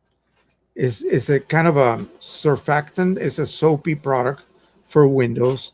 And then if you can buy some ammonia, add like 5%. So 5 ml per 100 per 95 ml. And then make, say, 190 ml window cleaner and then 10 ml of ammonia. So you'll get like 5% ammonia. And then slowly add that to the, get your tray, put your paper toweling, maybe 3-4 layers of it, add enough to make it wet and add a little bit of more of the liquid above that. And then sit your printhead on top of that. And then just start with a pipette or something, drop by drop, your liquid on top on the actual ports where the cartridges would connect, and have fun. It's going to take you all day. And then rinse it with distilled water until no more blue comes out, if indeed it is a blue cleaner, or until no more soapy looking residue comes out. Then let it dry a few hours, not a long time, just a few hours. Give it a couple of shakes like this, literally. Grab it. And then carefully wipe the bottom, clean the back, the contact plate, reinstall it, add the new cartridges, and that should set you up. Cartridges should cost you, a set would be like 150 euros. Okay. But if you can get it revived, then yeah, you're all set. If not, like I said, it's like 300, in your case, like 300 euros for a print hit. And then you'll be set. You'll be able to start from fresh. But you still don't know how much saturation your internal pads have. So it's kind of an iffy proposition. Any way you look at it. Okay, that is done. I'm going to go ahead and close this. I'm going to set it to system tray because I have the automatic schedule printing of the unclog tool that QMH uses. That exercises my Pro 1000 and of course my Pro 1 every 3 days now. I figured it out. That's plenty. That way I'm not wasting so much ink. I got to just actually print some stuff on it. Yeah.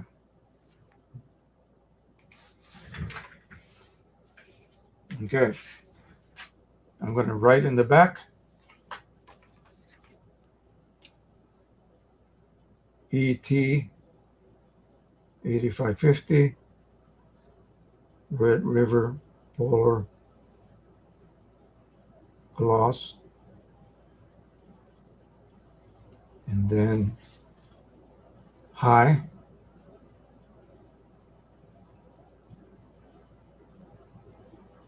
Again, and per set. And then PP 210. This will be relative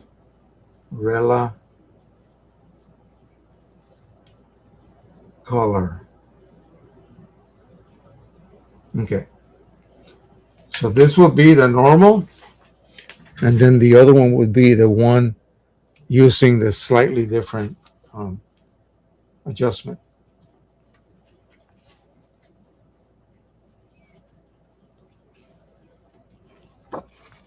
Now, when I look at this under a gamut warning, the strawberries actually look like they are out of gamut. Right off the bat, this is high, this is normal. Right off the bat, I don't like what's happening here. Okay. The neutral prints look neutral. I'm looking at the upper one with the colors.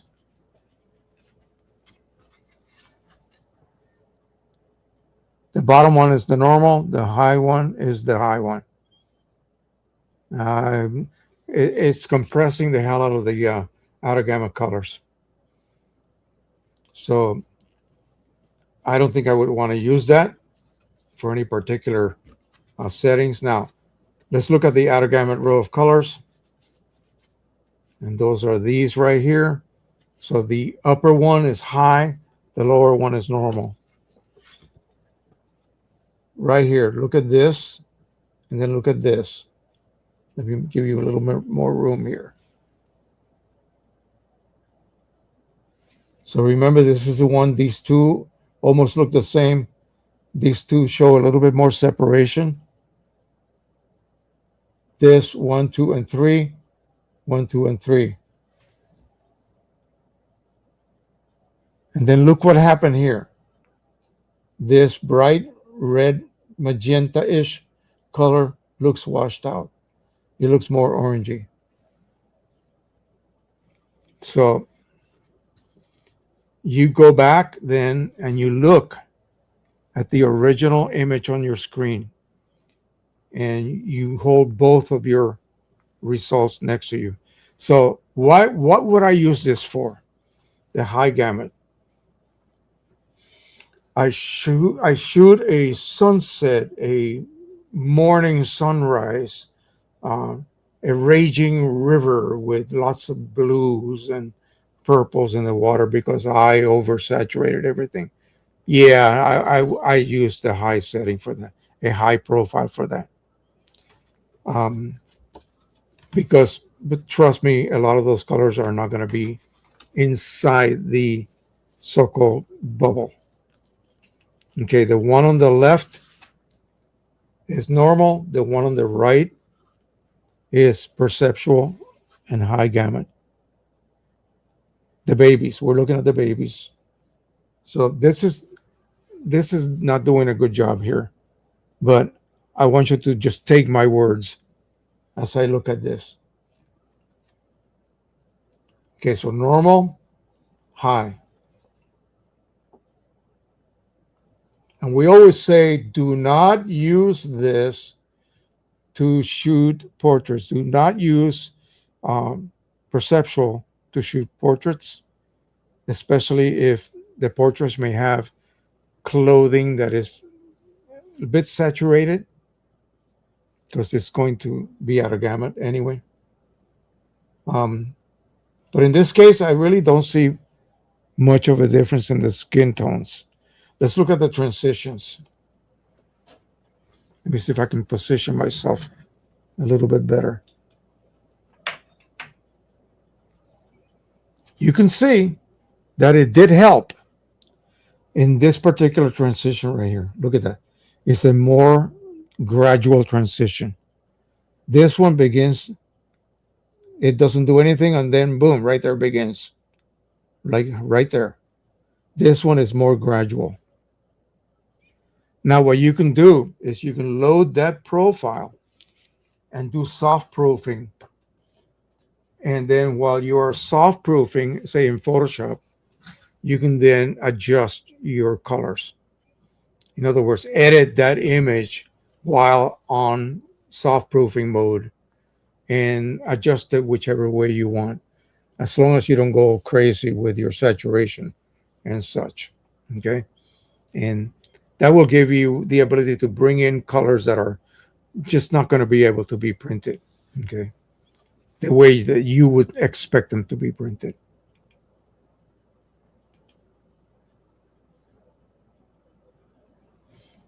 Windex may be called Glass X in some European markets. Yeah, and read the label, see if they have ammonia. If they have ammonia already, you don't have to really worry. But if you want to increase, I know that some people will add a little extra ammonia to it. Don't go crazy. No more than 5% total, okay, of bottle ammonia. You can get it like at a grocery store, I think, in the laundry soap area.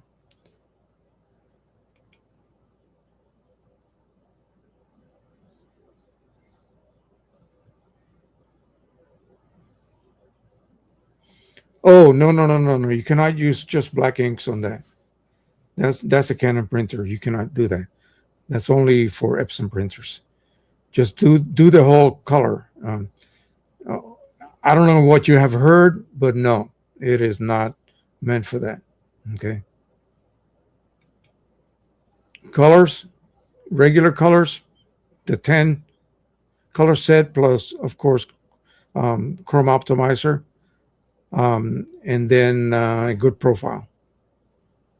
If you're using OEM, then you can just use OEM profile for, say, Canon papers, or OEM profiles that whatever paper manufacturer, whatever paper you're using, may be able to provide you. Okay. One last question: does Canon sell Lucia Pro inks? No, they don't. Are you kidding me? No, they don't want that to happen. They want you to buy the cartridges. Yeah. And you're not supposed to refill. Come on. Of course. Yeah. Where are you in Europe? Ink Owl? No, not Ink Owl. I think Ink Owl sells, it's US, but they sell overseas. What's the one in, oh gosh, in the UK? There's some in Germany, also in England. Yeah. No, you cannot use the old black ink sets are strictly for Epson type printers. That you need to have a different kind of print head, which Canon printers do not have.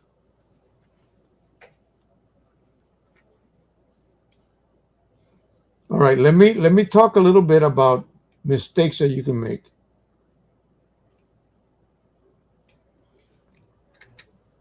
You used a certain paper choice when you printed the chart, and you didn't remember, and so now you're printing your photos using some other paper type, like some other type of glossy paper type. There's like 2 different glossy choices in your driver for the 8550, I believe, and maybe not. I don't know, but other printers may have different choices, like regular glossy, then ultra, then super ultra, whatever. I think Canon printers do have that. So if you use a different paper type, you're going to get different results. That's why there are different paper types listed. They each have different printers. All right. Another one is you, and I need to do this, and I need to do this like maybe right now. Hang on a second. Because I did notice that.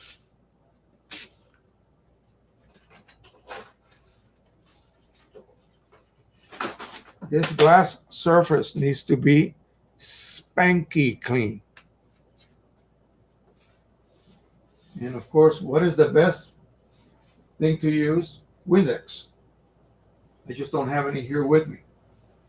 I noticed a few little marks outside the scan, the edges of my actual print, which means that if you see any little areas with dirt and they're superimposing on top of your image, maybe that's why some of those patches were difficult to read and got red X'd.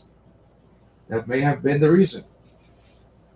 So you need to keep that glass super clean. You don't want to introduce more errors while you're scanning, even though you're doing it 5 times. That little smudge on the glass is going to be reproduced, and it's going to be scanned as part of the image. Well, that has nothing to do with your color chart, right? So another huge error you can make is if you're printing, it's no longer an option with Print Prism 210, but before, if you didn't have QImage Ultimate to print that chart with, because then you wouldn't have an ability to print it raw. And trust me, folks, it would not work. Okay. Although Photoshop, there's an app that you can use that opens up a chart and then prints it raw. You have to still manually turn off color management in your driver. Now, um, I tried even printing on, say, a sheet of regular paper. I printed it with plain paper mode and then scanned it. This is before the fully automated version became available. And golly gee whiz, I was able to print on regular copy paper. And it gave me a pretty good rendition of the standard image, one that was neutral. It looked correct. So I mean, I could, if I was handing a like a handout for some meeting or whatever, excuse me, and it had graphics on it, I could use that way to print on standard paper, on regular copy paper, and end up with a correctly rendered image on plain paper. Imagine that. So very, very handy. Another thing is we sublimate.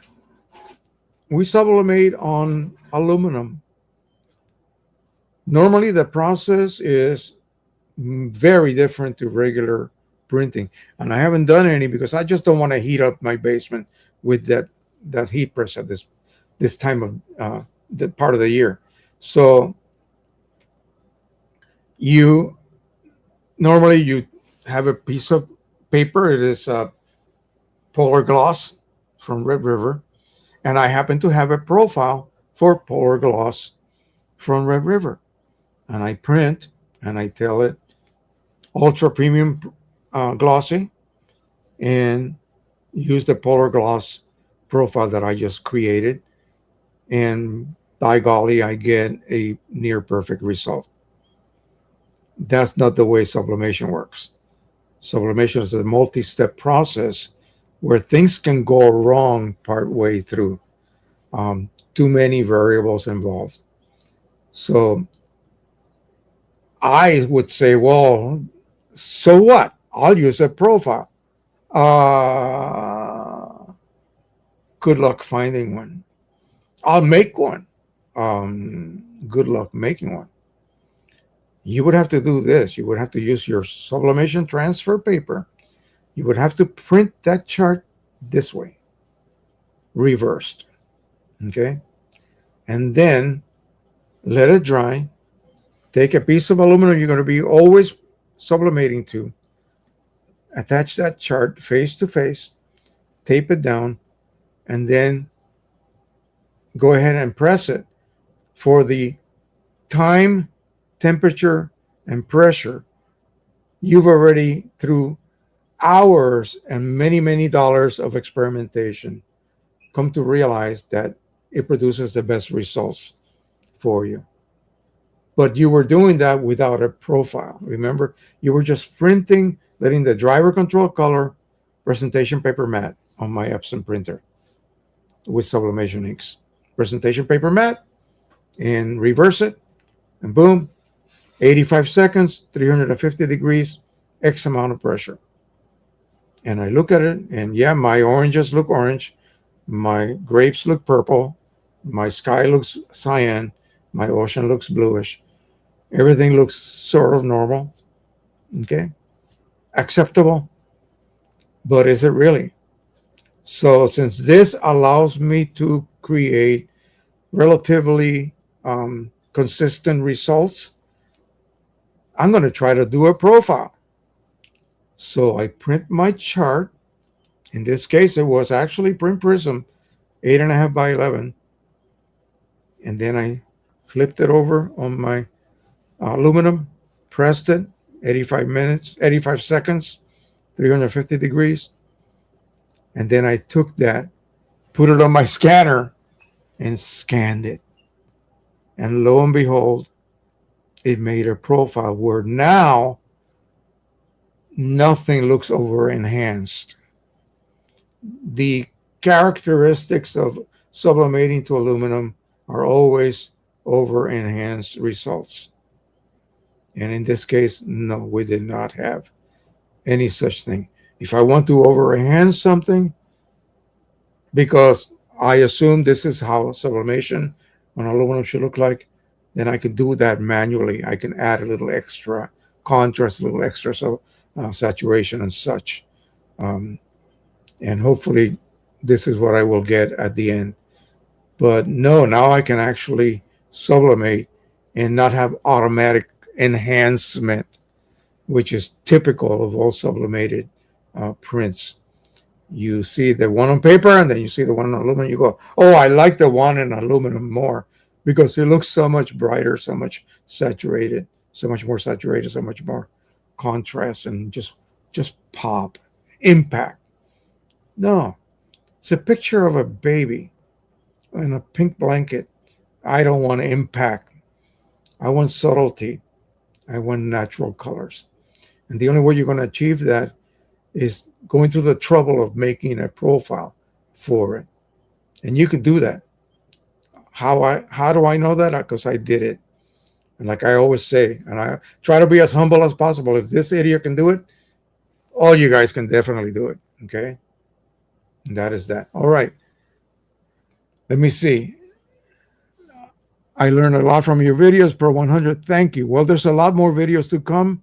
I am at 600 and something videos now. And I know I had twice that much before we got hacked. So they'll be coming up every day. I'm doing just one a day now. It's too much work otherwise, because I'm also generating new thumbnails and such. So we will continue driving on, if you will. Let me remove this. We will do the demonstration on Photoshop, how I go about, not Photoshop, on Lightroom.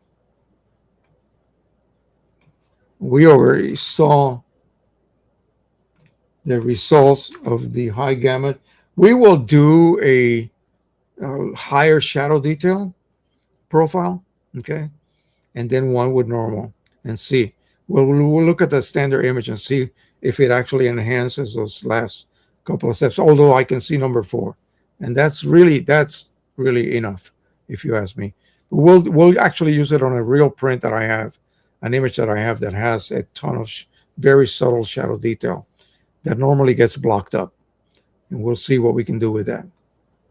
All right, any questions, please go ahead and post them now, because otherwise you will have to wait till next week, unfortunately.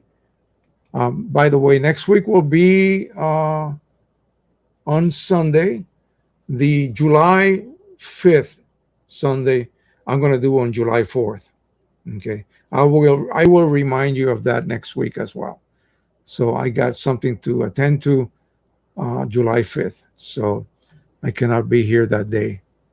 So we'll go ahead and change our routine, and that should solve that, I hope. Let me go ahead and set this up in a second here. Turn down the volume. So anyway, as we are doing this, go ahead and ask any questions, any comments you want to add. I always love hearing what people have to say.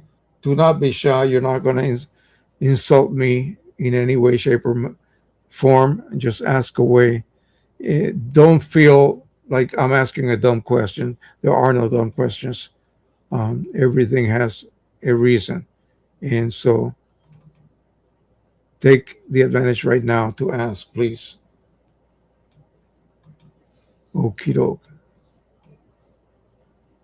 Remember to hit that like button. Thank you so much again. Oh, I like that. What is that? 300V. Is that oil? So, yeah, my plan is I'm going to go ahead and take a look at some papers that may be available out there. I'm going to purchase a bit more printable canvas, because I got to do another set of images for my show coming up. Where is it at? Right here. So we got to do these. The two scenes that I created, I may go ahead and redo this and add, because nobody's eating. They're all just kind of hanging around. And I just said picnic and I didn't put eating in the description. So we're going to go and make a couple of these and extra ones. And then I want to print those on canvas. I got to make another 10 or 15 actual framed on stretchers and real canvas prints. So I'll have enough for the show. And then I gotta learn from some folks out there, people that do this type of sale where they go out to a location and they're selling something and people want to pay with a credit card. I want to get one of those little devices, but I don't know how to use them. So I'm going to search on AI online and see what would be the easiest way, and then just use like Zelle, the Zelle. I know my bank has that ability, and that way, and then I'll need a little adding machine that prints out a little receipt. And then, yeah, I used to do this manually on a carbon paper receipt booklet. Yeah, when I was doing this in the 70s. But things have changed. And I could say cash or check only. But, if someone wanted to buy something and they don't have cash, I would be losing a sale. So I need to check on that. That's about it. I think that's going to be the last bit of research. Monday, tomorrow, I'm going to go to Home Depot early and have a look at the. I could do this myself. I just don't feel like it, to get under my kitchen counter and remove an old garbage disposal and put a new one in. I just don't want to do that anymore. My back would kill me. I would be down for the rest of the day, and I can't do that. Okay, so I'm gonna let them do that. Yeah, it's gonna cost me, like $250 for installation. But what the hell? It's just leaking a little bit internally. It's very old. I don't even remember when I installed it myself. So, and that's about it. Then I think we got to go to an appointment Tuesday, and then Wednesday is her birthday. And if I can squeeze in my friend, he just needs a photo taken of some flag that he's going to give to some church. They were extremely involved people, and he lost his wife just recently. That's my retired Marine Corps friend. I call him my brother from another mother. So anyway, that's it. No more. Let's go ahead and play our video. And until the next time, folks, happy printing. Both hands. Wait a minute. Happy Father's Day as well. Enjoy the rest of the weekend. Bye-bye, everybody. Oh, did I set my... No, I need to reset that. There we go. There we go. All right. Bye-bye, everyone.